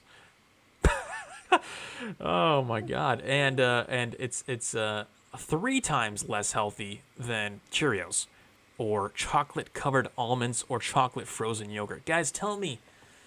I mean, Tupas said it best in chat, right? This is a rejection of reality. This is completely. We'll get to you in a second, Money Penny. Don't worry. I saw you in there. This is just the absolute pinnacle of absurdity, And people are going to follow this the same way they follow the food pyramid, right? They're going to look at it and they're going to say, "Oh, well, okay, little Jimmy, let's go to the grocery store. Let's see what we got. Let's see what we're going to buy. Well, they got canned peaches at the top of the list here, which are probably awful for you as well because they're canned in syrup with a ton of sugar. There's like no fiber in it at all. Cheerios, processed cereal item from chocolate. You could walk out with chocolate ice cream, chocolate covered almonds, Cheerios, and Lucky Charms and think you're healthy. Right? Woo, this is getting good, man. I love this reality. It's so terrible. And by the way, the green on the chart says to be encouraged. You are encouraged to eat, according to Nature.com, one of the leading science journals on the planet, who encourages and influences health policy. You are encouraged to eat chocolate ice cream and chocolate-covered almonds over eggs, cheddar cheese, and ground beef. It sounds to me like Nature.com has been infiltrated with the proponents for Kellogg's and General Mills, because those are the two companies that own Lucky Charms and Cheerios. And as far as like watermelon and all that stuff, like watermelon is pretty dang delicious and pretty good for you. But to say that Cheerios and Lucky Charms is better for you than cheddar cheese or eggs with butter, like that, you're tripping. You're straight tripping, boo. Yeah, no. Regions End says high fructose corn syrup is in like half of those. Yeah, like the canned peaches, high fructose corn syrup. Cheerios, high fructose corn syrup. I think maybe they got like a natural version now. I don't eat cereals. I don't know. Frozen yogurt, it's gonna probably have high fructose corn syrup. Chocolate covered almonds, same thing. Grape juice, it's like pure sugar. Lucky Charms is also pure sugar. Yeah, who said here? Sugar cubes are the healthiest. Yeah, exactly, Anthony. They're telling you to eat sugar cubes in a bowl. I mean, God, people are going to listen to this, and they are going to take it seriously. And they're going to... Right. The funnel, guys. The funnel. You think I'm kidding about the funnel? Anti-health. We live in an anti-health society. This is Nature.com. It doesn't get more official than this. The science journal, Nature. It doesn't get any more official than they're telling you to eat Lucky Charms over eggs. Jesus. Okay. All right, let's go back to stereo real quick. We got one from Moneypenny that I skipped over. Hey guys, so always entertaining to hear from your British correspondent with some up-to-date news from the last few hours. Yes. COVID, have you heard of it? Anyway, it's gone all new again. A new Delta Plus variant. Actually, 3 different types of them, but the big headline here is the mutations are to the spike protein. So nice. Mutations to the spike protein mean all vaccines and monoclonal antibodies redundant, do not work, do not pass go. Anyway, it's spreading rapidly across the United Kingdom. We're already at 10%. It was initially found in the United States, but they didn't have very good genome sequencing there apparently, so they sort of missed it. Good job, Denmark and Israel, therefore, have picked up on it, but it's a bit of a panic. There you go. Thank you for that. Our UK correspondent, Moneypenny, with the COVID update there. And what did I tell you guys last week? I told you they're always going to have a variant in the pocket. Okay? No, because the COVID thing, the vaccination thing, at least in America, is kind of dying down a little bit, you know? At least where I'm concerned, living, it's definitely, it's like it doesn't even exist. So they got to give you a reason to get that 9th booster shot. And there it is, Delta Plus. That's so great. Delta Plus. Thank you for that. Let's go to Kizza here. Speaking of all the Pfizer sponsorship, I think Pfizer should come out with a giant public apology for their FDA-approved anti-smoking drug, which was founded last month to have a cancer-causing chemical within it. And I wonder how long, and last I checked, it's been in production for about 15 years. So I think Pfizer should come out with a giant apology and apologize to the public for the next 15 years, as well as financially pay all the affected individuals throughout the world out of their own back pocket, even if it means they go bankrupt to the point that all their families are going to be paying this debt for the next 200 years. Just a thought. Just a thought. Yeah, no, yeah. Well, Tyler's got a point in chat that kind of mirrors the sentiment there, and he says, how is it legal to be an elected official and to own Pfizer stock and then mandate the vaccine, then use tax dollar money to pay for it and give it away for free? Well, that, my friends, is how you get multi-million-dollar profiles like Nancy Pelosi off a $200,000 salary. It's all insider trading. It's all, well, buy some stock here and there. It should not be legal to own stock as an elected official. Period. Or I think that these elected officials need to wear sponsorship jackets like NASCAR drivers, so that way we know who is paying their bills and who they are speaking for. I mean, they're supposed to be speaking for we the people, but instead we all know that they are speaking for these giant corporations and all this insider trading, all the insider trading. So I think that there should be some kind of like, decal on their little desks that say like, this person is sponsored by Pfizer.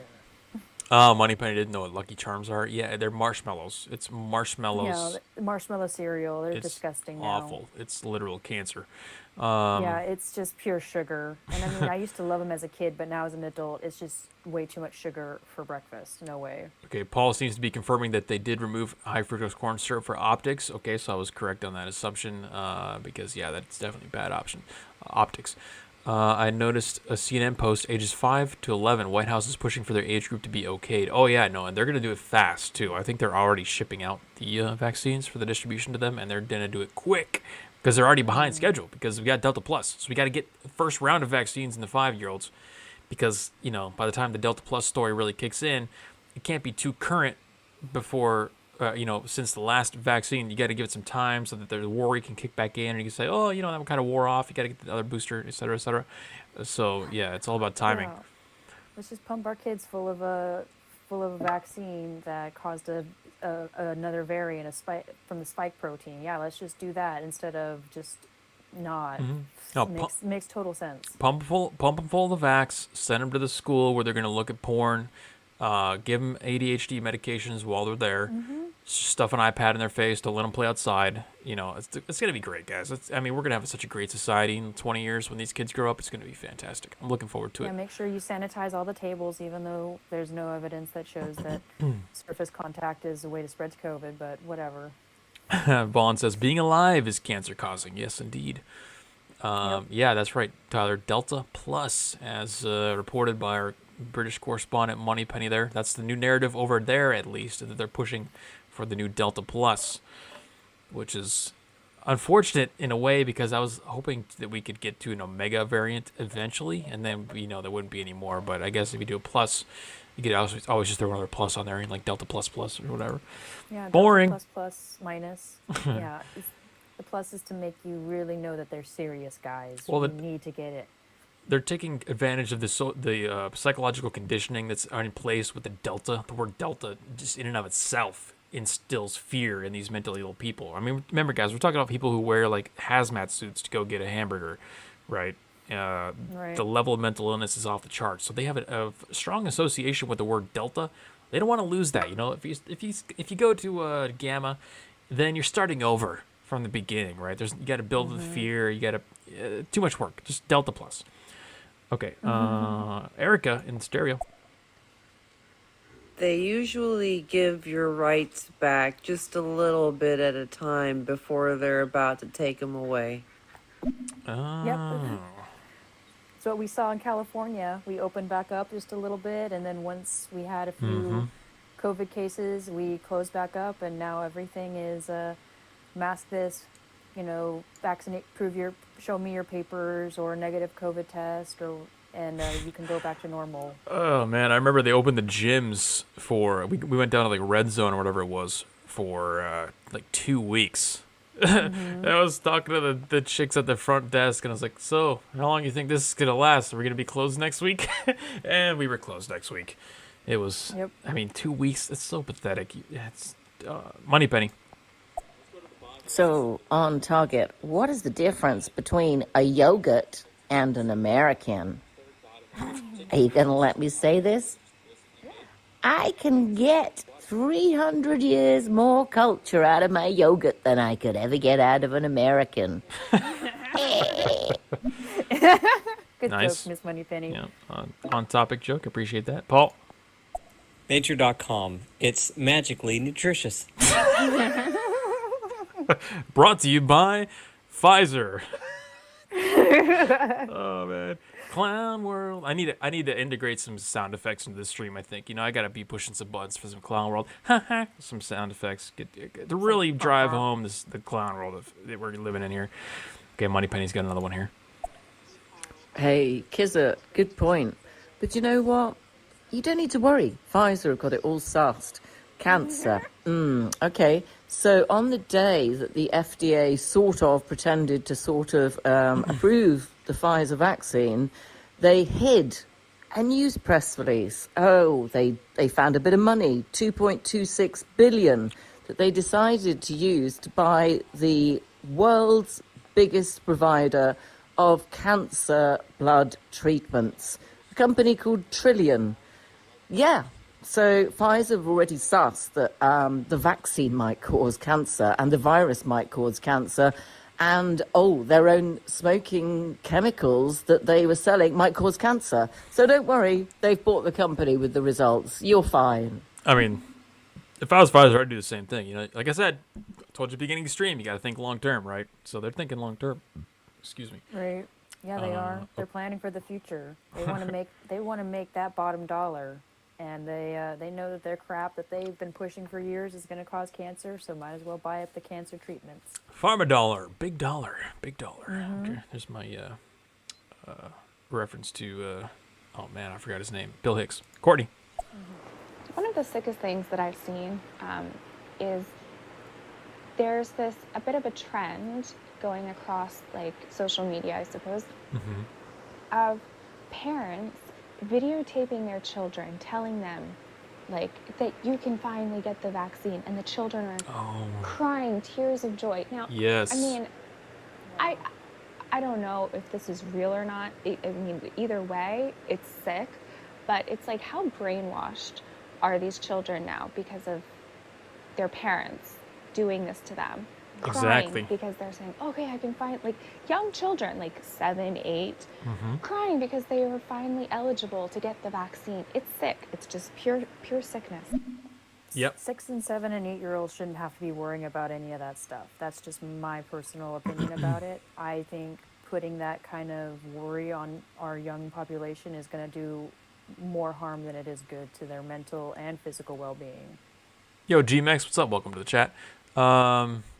Region says China will probably have nuked us before they're able to grow up, so no worries. Maybe, yeah, they're testing that new missile out. But Courtney, yeah, you're right. So it's either sickening, or genius, because think about it from their perspective. They have programmed the parents to program their own kids. Like they're programmed, like, you want to program an AI to write a program for you. Well, they've already done that in the human version. They programmed the humans to program other humans. In this particular case, we're talking about the kids. And then they have the reinforcement structure around that that's already in place, so that when the parents are pumping them full of this, the kid goes out into the public and they see this messaging. They see, all the anti-vax, or I'm sorry, the anti-COVID stuff everywhere. So they get the reinforcement from the parents' messaging, and it just compounds on top of itself, leading into the funnel of anti-health. So, and then of course, they might look for solutions. The kid might say, well, Mom, what if I don't want to take the vaccine? What if I got, isn't there another option? Mom will say, well, no, because according to the health authorities in Canada, the outcomes are not related to your health or fitness at all, because that's what the health officials are saying. And then, even if they did, they'd say, well, if you want to get healthy, let's just go eat some chocolate frozen yogurt, and we'll just get so nutritious. Chocolate frozen yogurt, and put some Lucky Charms in there. It's all a joke. And some watermelon, and it'll be. How is watermelon at the top of the list anyway? There's nothing in it. It's just water. There's not even fiber. I don't know. Their list is terrible. All right, let's go to Kizza. I'm going to be actually really petty with this, but as I do know, the so-called Delta variant came out because somebody was infected with the quote-unquote Kent variant who traveled the air. Now, the Kent variant, I'm almost certain, is due to a giant influx of refugees, and these refugees were created because of Libya and Syria. So we all know man. who's really responsible for this COVID outbreak. Barack Obama. It's all his fault. Let's arrest his ass. I mean, you're not wrong. You know, if you really want to draw the lines back that far, which is, you know, deeper analysis that 99.9% of anyone will ever do, that, you know, cause and effect, it's not direct correlation. It's not direct causation. It definitely influenced it, though. If it's true that the Kent variant went to India and then he spread Delta, created Delta, I mean, and that was a refugee, you know, you got to follow the chain. When in doubt, blame Obama. Yeah, thanks, Obama. Yet another time we can say thanks, Bob. Vaughn says, stay away from pharmaceuticals as much as possible. Even OTC stuff doesn't belong in your body just because it's generally recognized as safe. Yes, I agree with that as well. It's a last resort for me personally to take anything, even an aspirin or ibuprofen these days. Okay, Holly's in the house. Hey kids, sorry I'm late, but update from Canada coming October the 30th. You won't worry in the States or any other country, in fact, about dirty, nasty, unjabbed Canadians coming to your country. Good. Because if you don't have proof of vaccination, you're not allowed to leave the country. Oh, You're good. not allowed to fly on the planes. You're not allowed to take a train. You're not allowed to take a boat. And you are also not allowed to cross the land borders crossings if you can't show your proof of vaccination. So essentially, unless you're jabbed, you can't travel out of the country. Yep. It's for your True health. North, strong and free, eh? Yeah. Good luck to you, my Canadian friend. Oh my God, that sounds terrible. I mean, we're on that deep slide here in California, so I feel your pain. Yeah, but it's for your health, right? And it's all. Remember, at least what they're trying to tell you is it's all for your health. Yeah, and now we've got other people telling us that things are not going to be returning to normal until everyone is vaccinated. Even the things like the supply chain disruption that we're seeing. People, I think somebody went on MSNBC or CNN the other day and said we're not going to get full supply chain restoration until everyone in the world is vaccinated. I was like, Jesus Christ, dude! Yeah, here it is right here. Economy, part of the economy is in transition. Only way out is 100% vaccination. From who was this? Fox. That was Fox News that said that. Treasury officials said that, and it was on Fox. So, yeah, they're kind of using it as it's punitive now, right? It's not about health. It's punitive. They're punishing the people who don't want to comply, or in other words, anti-health, which again fits my definition of anti-health. Might be a good time to try to find a fake vaccine card from somebody and use that instead of actually getting the jab. Mm-hmm. Okay, man, stereos are piling in. Let's go to Erica. A lot of Americans are left in the dark, and I don't think that's their fault. I just think that, they're pretty much brainwashed from the moment they leave the womb. At any rate, I guess there are other countries that are dealt with the same way, and I had no idea how much America was like North Korea until I joined Stereo and was able to really get a good discussion in with many different points of view across the world. It's been quite a privilege. Wow. Well, we welcome you to our Stereo. Thank you for joining. We love having discussions with people. So good for you for actually going out there and having discussions with some of the people out in the stereosphere and maybe opening their eyes a little bit more to what's really going on in the world and what's going on in the United States and in Canada and all across, North America, frankly. It is truly a privilege to be, intellectually engaged enough to at least seek that stuff out. It's not privilege in the stupid, ironic way that, leftists like to use the word that. But you got to at least recognize that she's right. 90% of people just have absolutely no idea what's going on beyond what they're told on social media, Facebook, Twitter, whatever it is. And it is a gift to at least have the curiosity. I think that's the most important part. Curiosity behind what the narrative is, what you're being told, seeing if it's true, looking at some of the deeper information behind what you're told, seeing if that's true. Most people just, so when I said they're not capable, that's what I meant. They're not capable. I'm not digging at them. If they were capable and they weren't doing it, then that would be an insult. But they're simply not capable. So, yeah, that's unfortunately the world that we live in. Let's see. Anthony says, I hate the state trying to move, but I welcome the fight. What state? Well, go to Florida or Texas or something like that. Yep. Go ahead. I was going to say, just don't, just if you do move to another state that's, the free state, as they like to call themselves nowadays, just be careful on how you vote, I guess, because a lot of people who are leaving California, moving to Texas, are trying to bring their California mentality into Texas, and you can't really do that. Yep, that's true. Let's see here.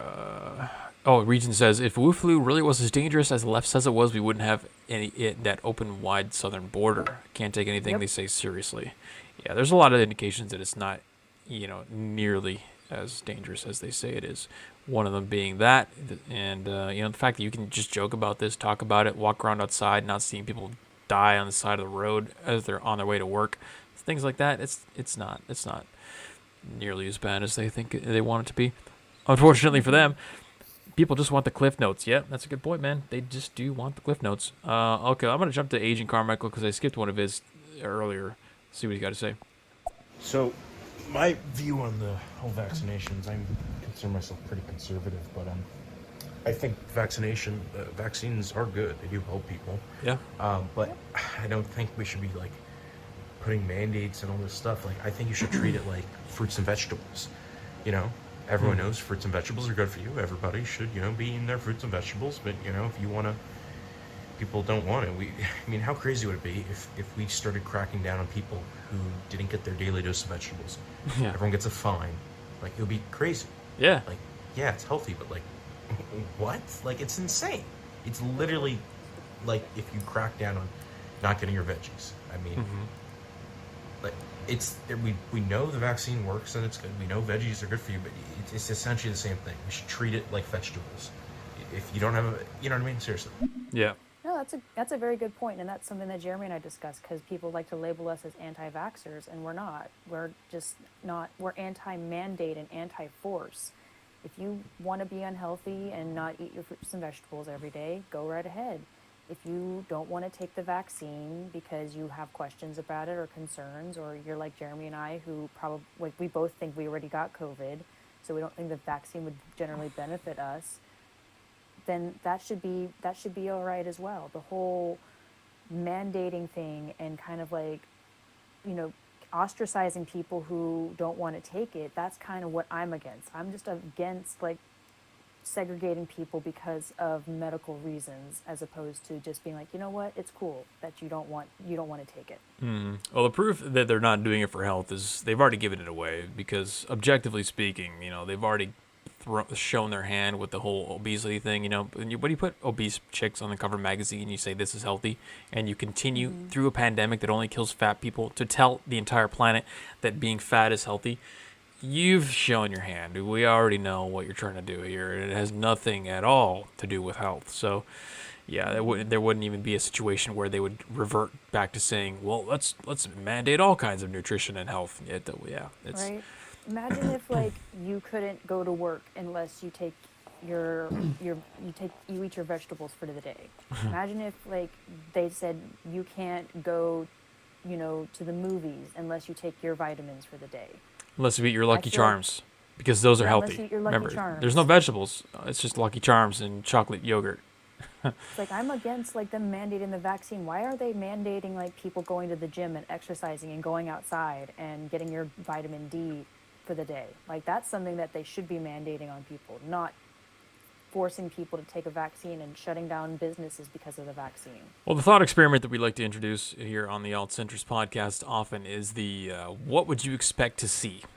Okay, so if you're proposing that a particular situation does or does not exist, you would want to ask a simple question: what would you expect to see? So in a hypothetical disaster situation, a pandemic situation that's killing a lot of people, you would expect to see hospitals being completely overflowed, stadiums being used as backup hospitals that are then being overfilled, dead people on the sides of the road, shut down of all utilities because there's no people to run them. Real catastrophic looking stuff. If you now to switch over to the health version of that, if you were what you expect to see if they cared about your health is saying things like to get your vitamin D, get your zinc, go outside, get vitamin D, get exercise, lose weight, etc., which we see zero of. We see zero. So we know, based on that thought experiment, that there's no indication that they're even interested in health at all. And it gets even worse. Guys, you thought anti-health, I was just going to give you 2 little measly stories about chocolate yogurt being more healthy than eggs and, COVID not having nothing to do with your age or fitness level. Oh, you were wrong, because we're going back to the Wall Street Journal right now for our next story. And I know there's a bunch of stereo chats in there. We'll get back to them because we're running short on time here. This is from the Wall Street Journal. This is going to blow your minds, guys. This is really wild stuff. I've never seen anything like this. And I'm just stalling because I can't find the window to actually switch over to. So I'm just going to keep talking while I find the right window. And click the button right here. And then we got the Wall Street Journal. Teen girls are developing tics. Doctors say TikTok could be a factor. What? Oh my god. Yep. Oh yeah. No, this is great. This is so good. Okay, so I'm not going to read the whole article. I'm going to go to skip the good parts here. But just to give you an introduction of what we're talking about here, teenage girls across the globe have been showing up at doctors' offices with tics, physical jerking movements, and verbal outbursts since the start of the pandemic. Movement disorders, doctors were stumped at first. Girls with tics are rare, and these teens had an unusually high number of them, which had developed suddenly. After months of studying the patients and consulting with one another, experts at top pediatric hospitals in the US, Canada, Australia, and the UK discovered that most of the girls had something in common. TikTok. Yeah. Well, they're really putting the tick back into society, aren't they? It's in the name. Tick. Right there. Tick. Yep. You just you start ticking and you wear a watch. Now you're the real life adaptation of TikTok. According to recent medical journal articles, doctors say the girls have been watching videos of TikTok influencers who say they had Tourette's syndrome, a nervous system disorder that causes people to make repetitive involuntary movements or sounds. No one has tracked these cases nationally, but the Pediatric Movement Disorder Centers across the U.S. are reporting an influx of teen girls with similar tics. So this is getting pretty bad here. Donald Gilbert, a neurologist at Cincinnati Children's Health Hospital Center who specializes in pediatric movement disorders and Tourette's syndrome, has seen about 10 new teens with tics a month since March 2020. Before the pandemic, his clinic had seen at most 1 a month. So we're talking about a 10 times increase here. Since the pandemic started. Just since the pandemic started, okay? So, all right, this is weird. There's got to be something going on here. It can't possibly be the case that TikTok is just causing these kids to have mental illness, right? There's got to be something else going on here. Let's see if we can figure out what it is. Doctors say most of the teens have previously diagnosed anxiety or depression that was brought on or exacerbated by the pandemic. Okay, that's a good clue. That's a big clue for us right there. Physical symptoms of psychological stress often manifest in ways that patients have seen before in others. I didn't know that. Did you know that? Let me read that. Physical symptoms of psychological stress often manifest in ways that patients have seen before in others. So if they see you having a panic attack or whatever it is, and you do particular things while you're in a panic attack, like you do, the little dance or whatever, they will be more likely to do that same thing. In the past, sorry, go ahead. I've heard of women that do this, and some men too, but I've heard of women that'll like pick up traits from other women and like do kind of learned behaviors from other people. Yep. My ex-girlfriend used to do that kind of crap. She used to find little things, like little mannerisms that other people did, and she would mimic it. So it doesn't surprise me that and it's probably mostly girls that are. That's what I was going to say. From this. Yep, it is predominantly girls here that we're talking about. So there's some kind of like imitation where they're trying to, they don't have a real world group of people to fit in with anymore. So they're resorting to looking at people on TikTok who have mental illness, like not epilepsy or whatever it may be, the ticks and all that kind of stuff, and they're seeing that, and then they're mimicking that as opposed to the normal behavior that they would normally be mimicking of people in real life.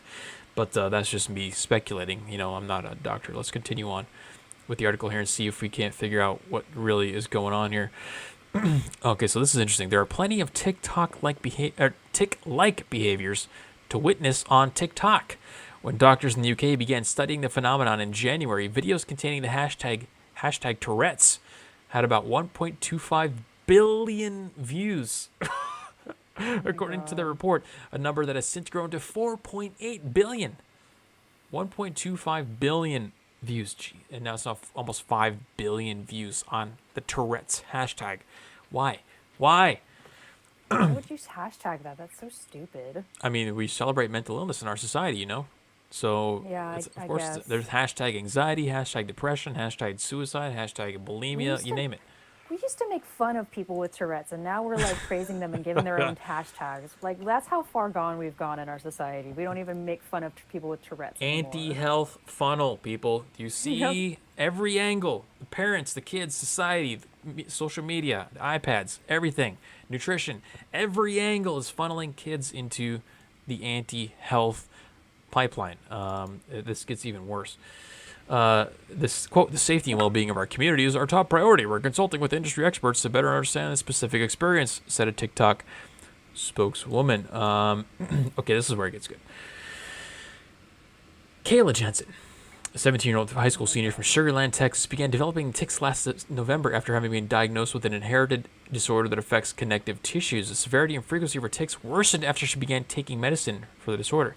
Worsened after she was taking medicine. And she developed new ones. One day, severe back spasms prompted her parents to take her to the emergency room. A doctor there suggested she might have a functional neurological disorder. When Kayla was released from the hospital, she said the ER doctor suggested she see a therapist and a psychiatrist.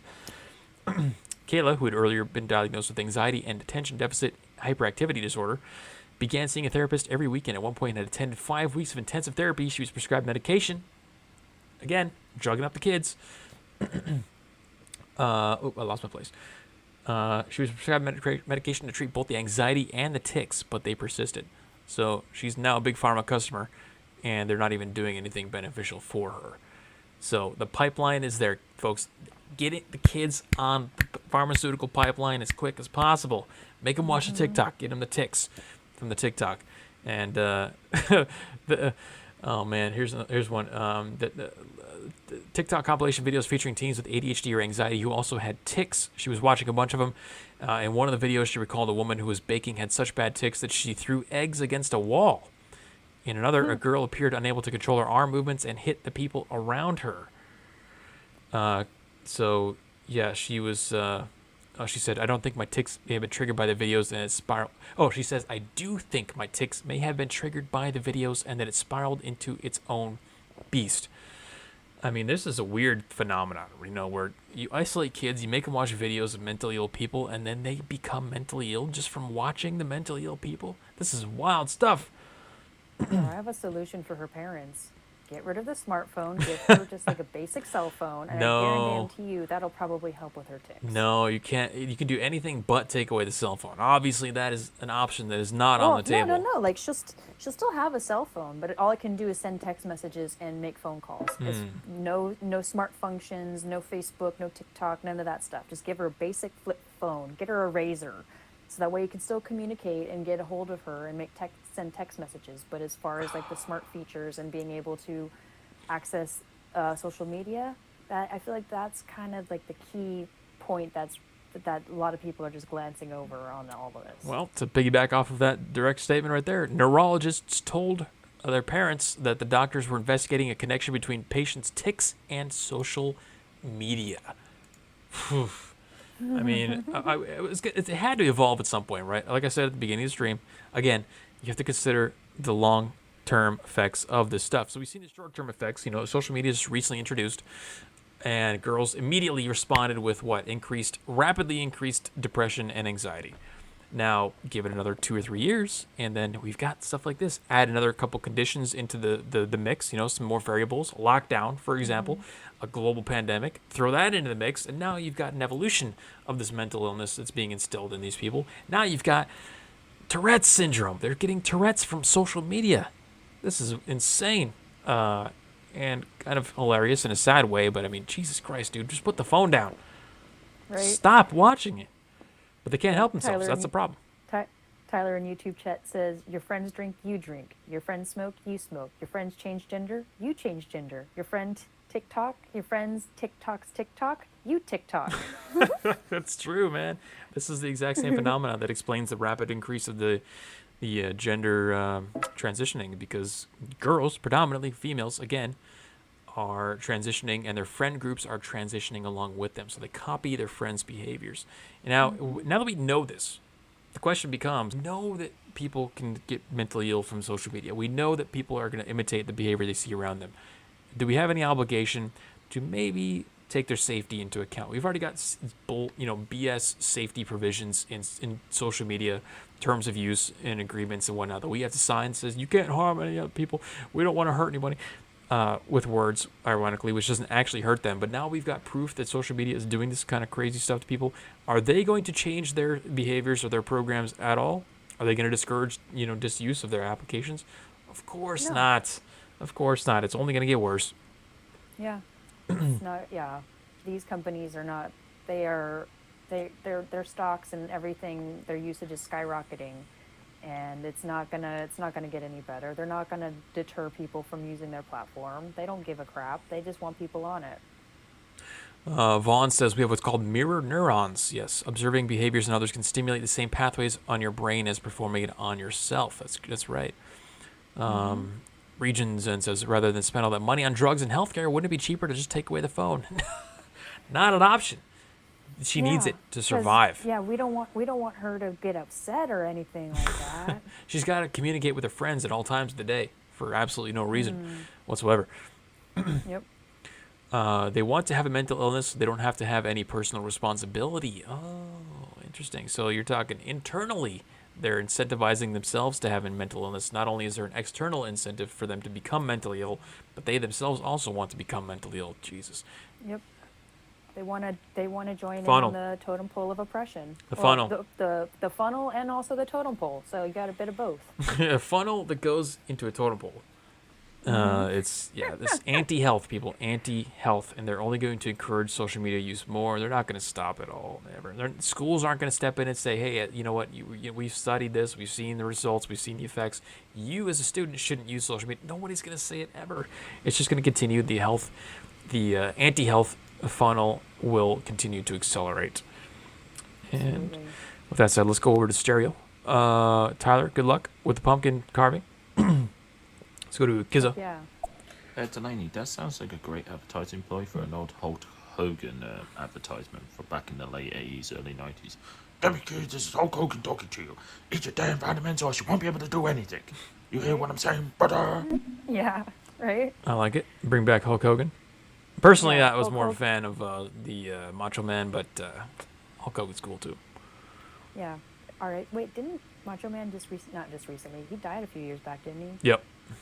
Yeah. Rip. R.I.P. Macho Man. Step into Slim Jim.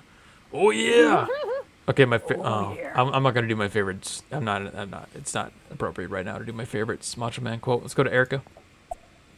Those tics are a symptom of Bell's palsy, which are often reported on the ADVAIRS, which is the United States vaccination hotline to report injuries. Ooh, I didn't even think about that. That could be a side effect of the vaccine?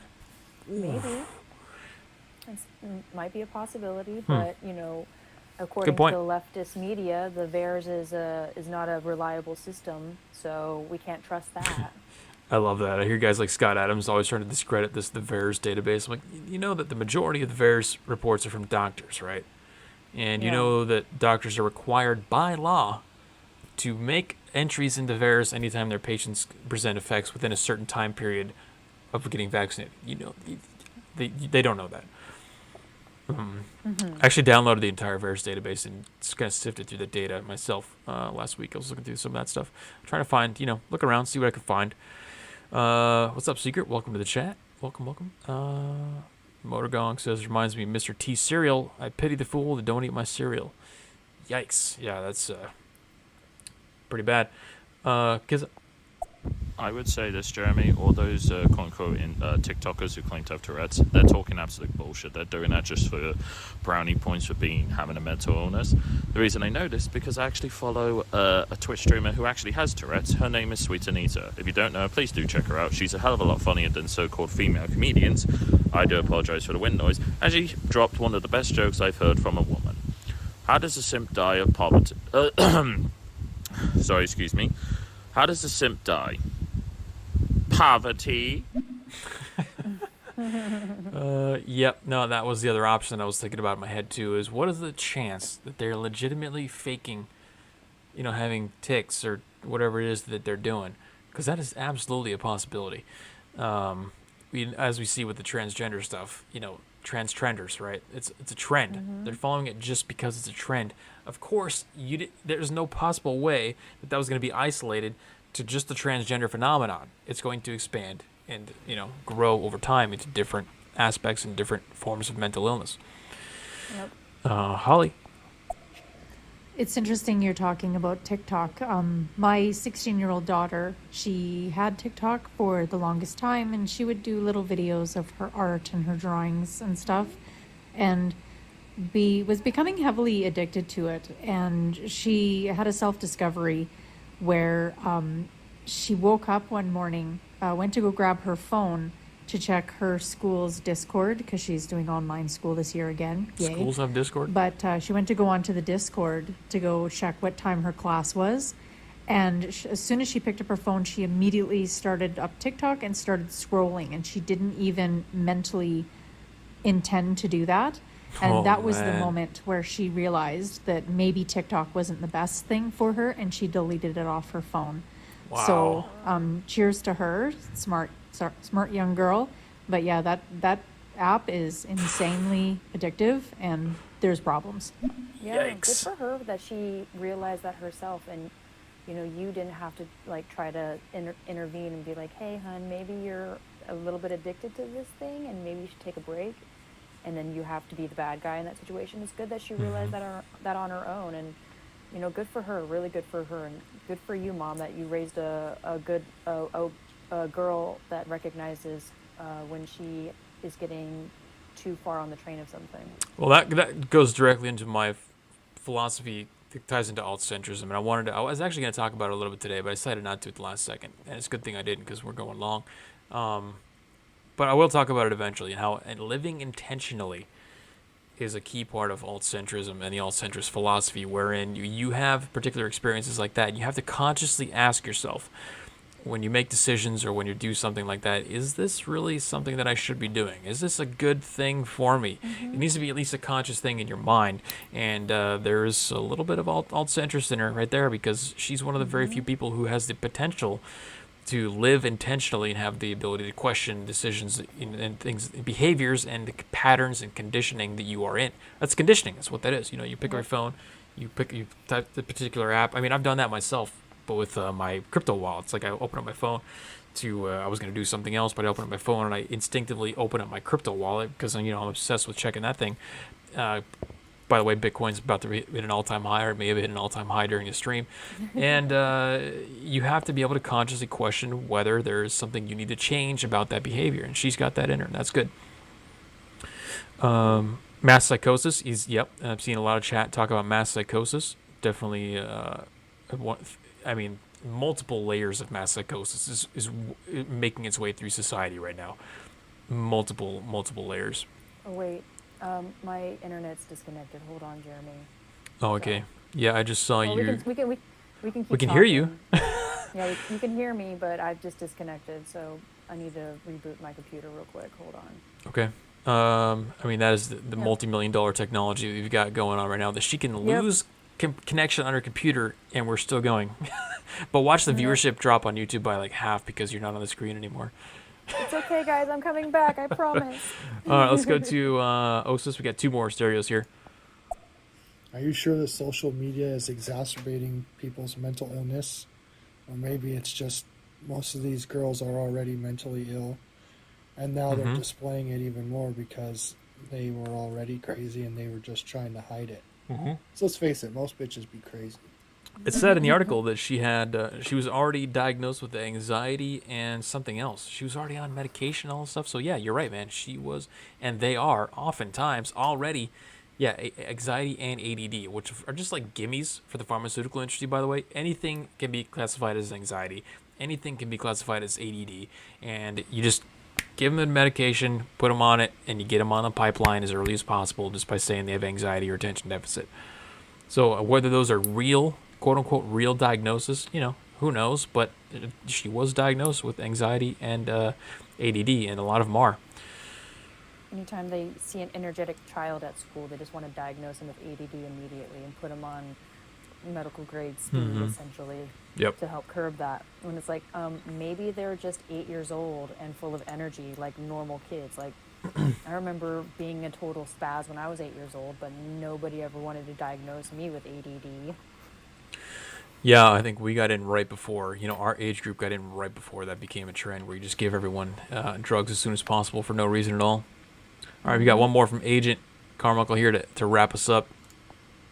I mean, as a sufferer of mental health in the past, I used to actually be in special ed because my OCD was so bad I literally couldn't function in society as a child.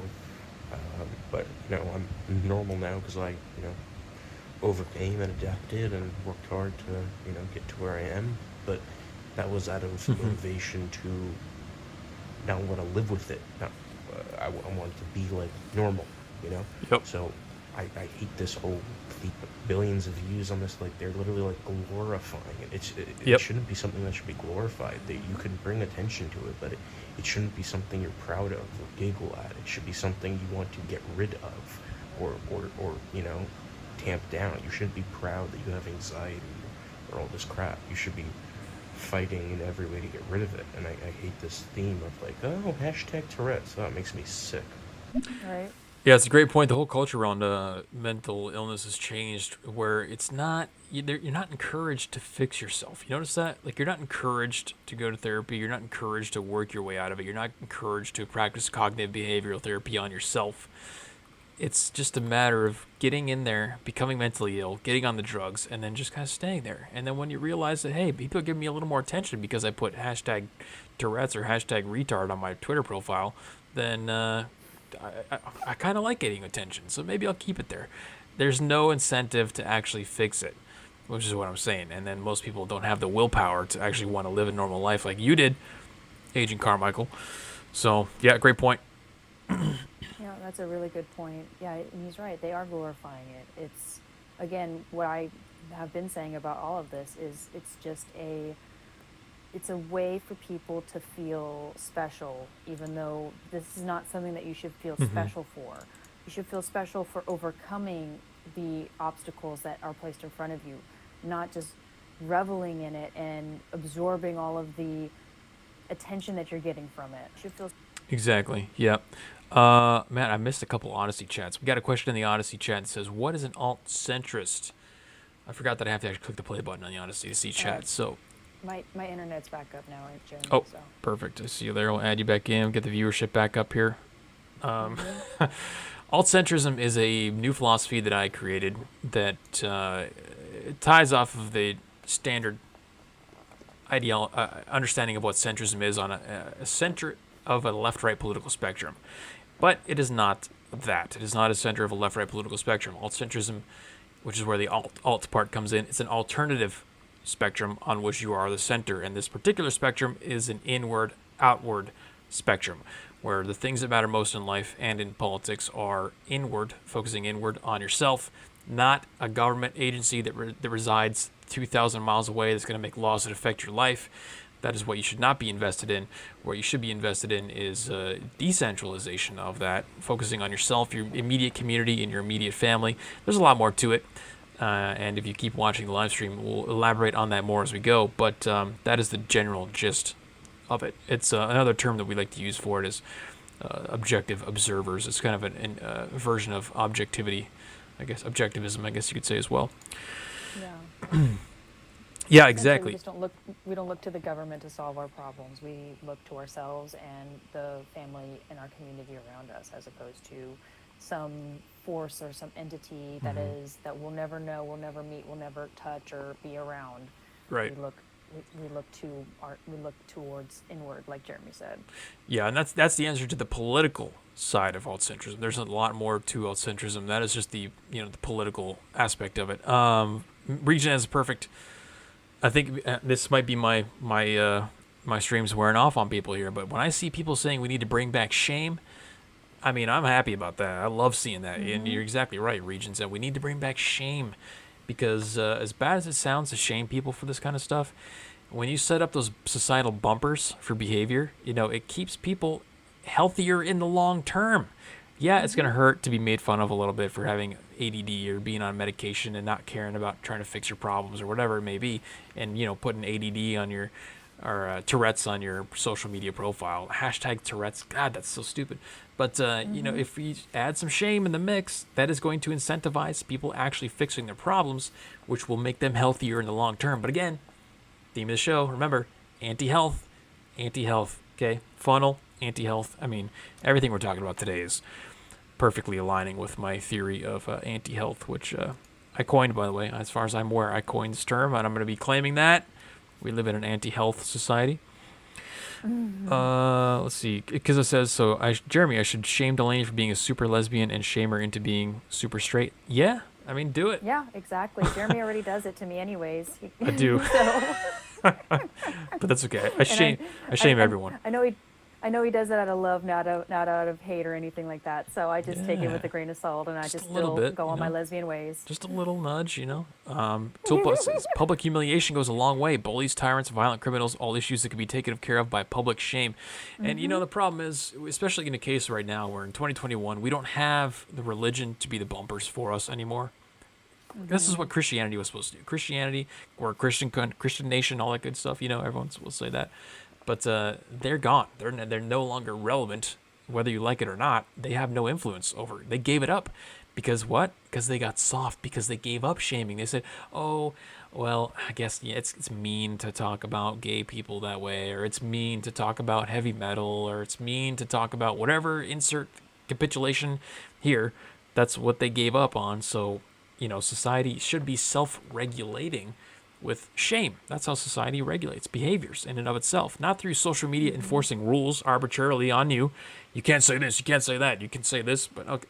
No, it's society regulates itself through shame, and we have lost that completely. So yeah, we need to bring it back. Yeah, we do. Shame people off TikTok. That's the moral of the story. Yeah, I mean, I shame people for using TikTok on a daily. All my friends and family that use it, I just shame them. I'm like, why are you on that app? It's stupid. It doesn't do you any good. It's just, is it a net benefit for society?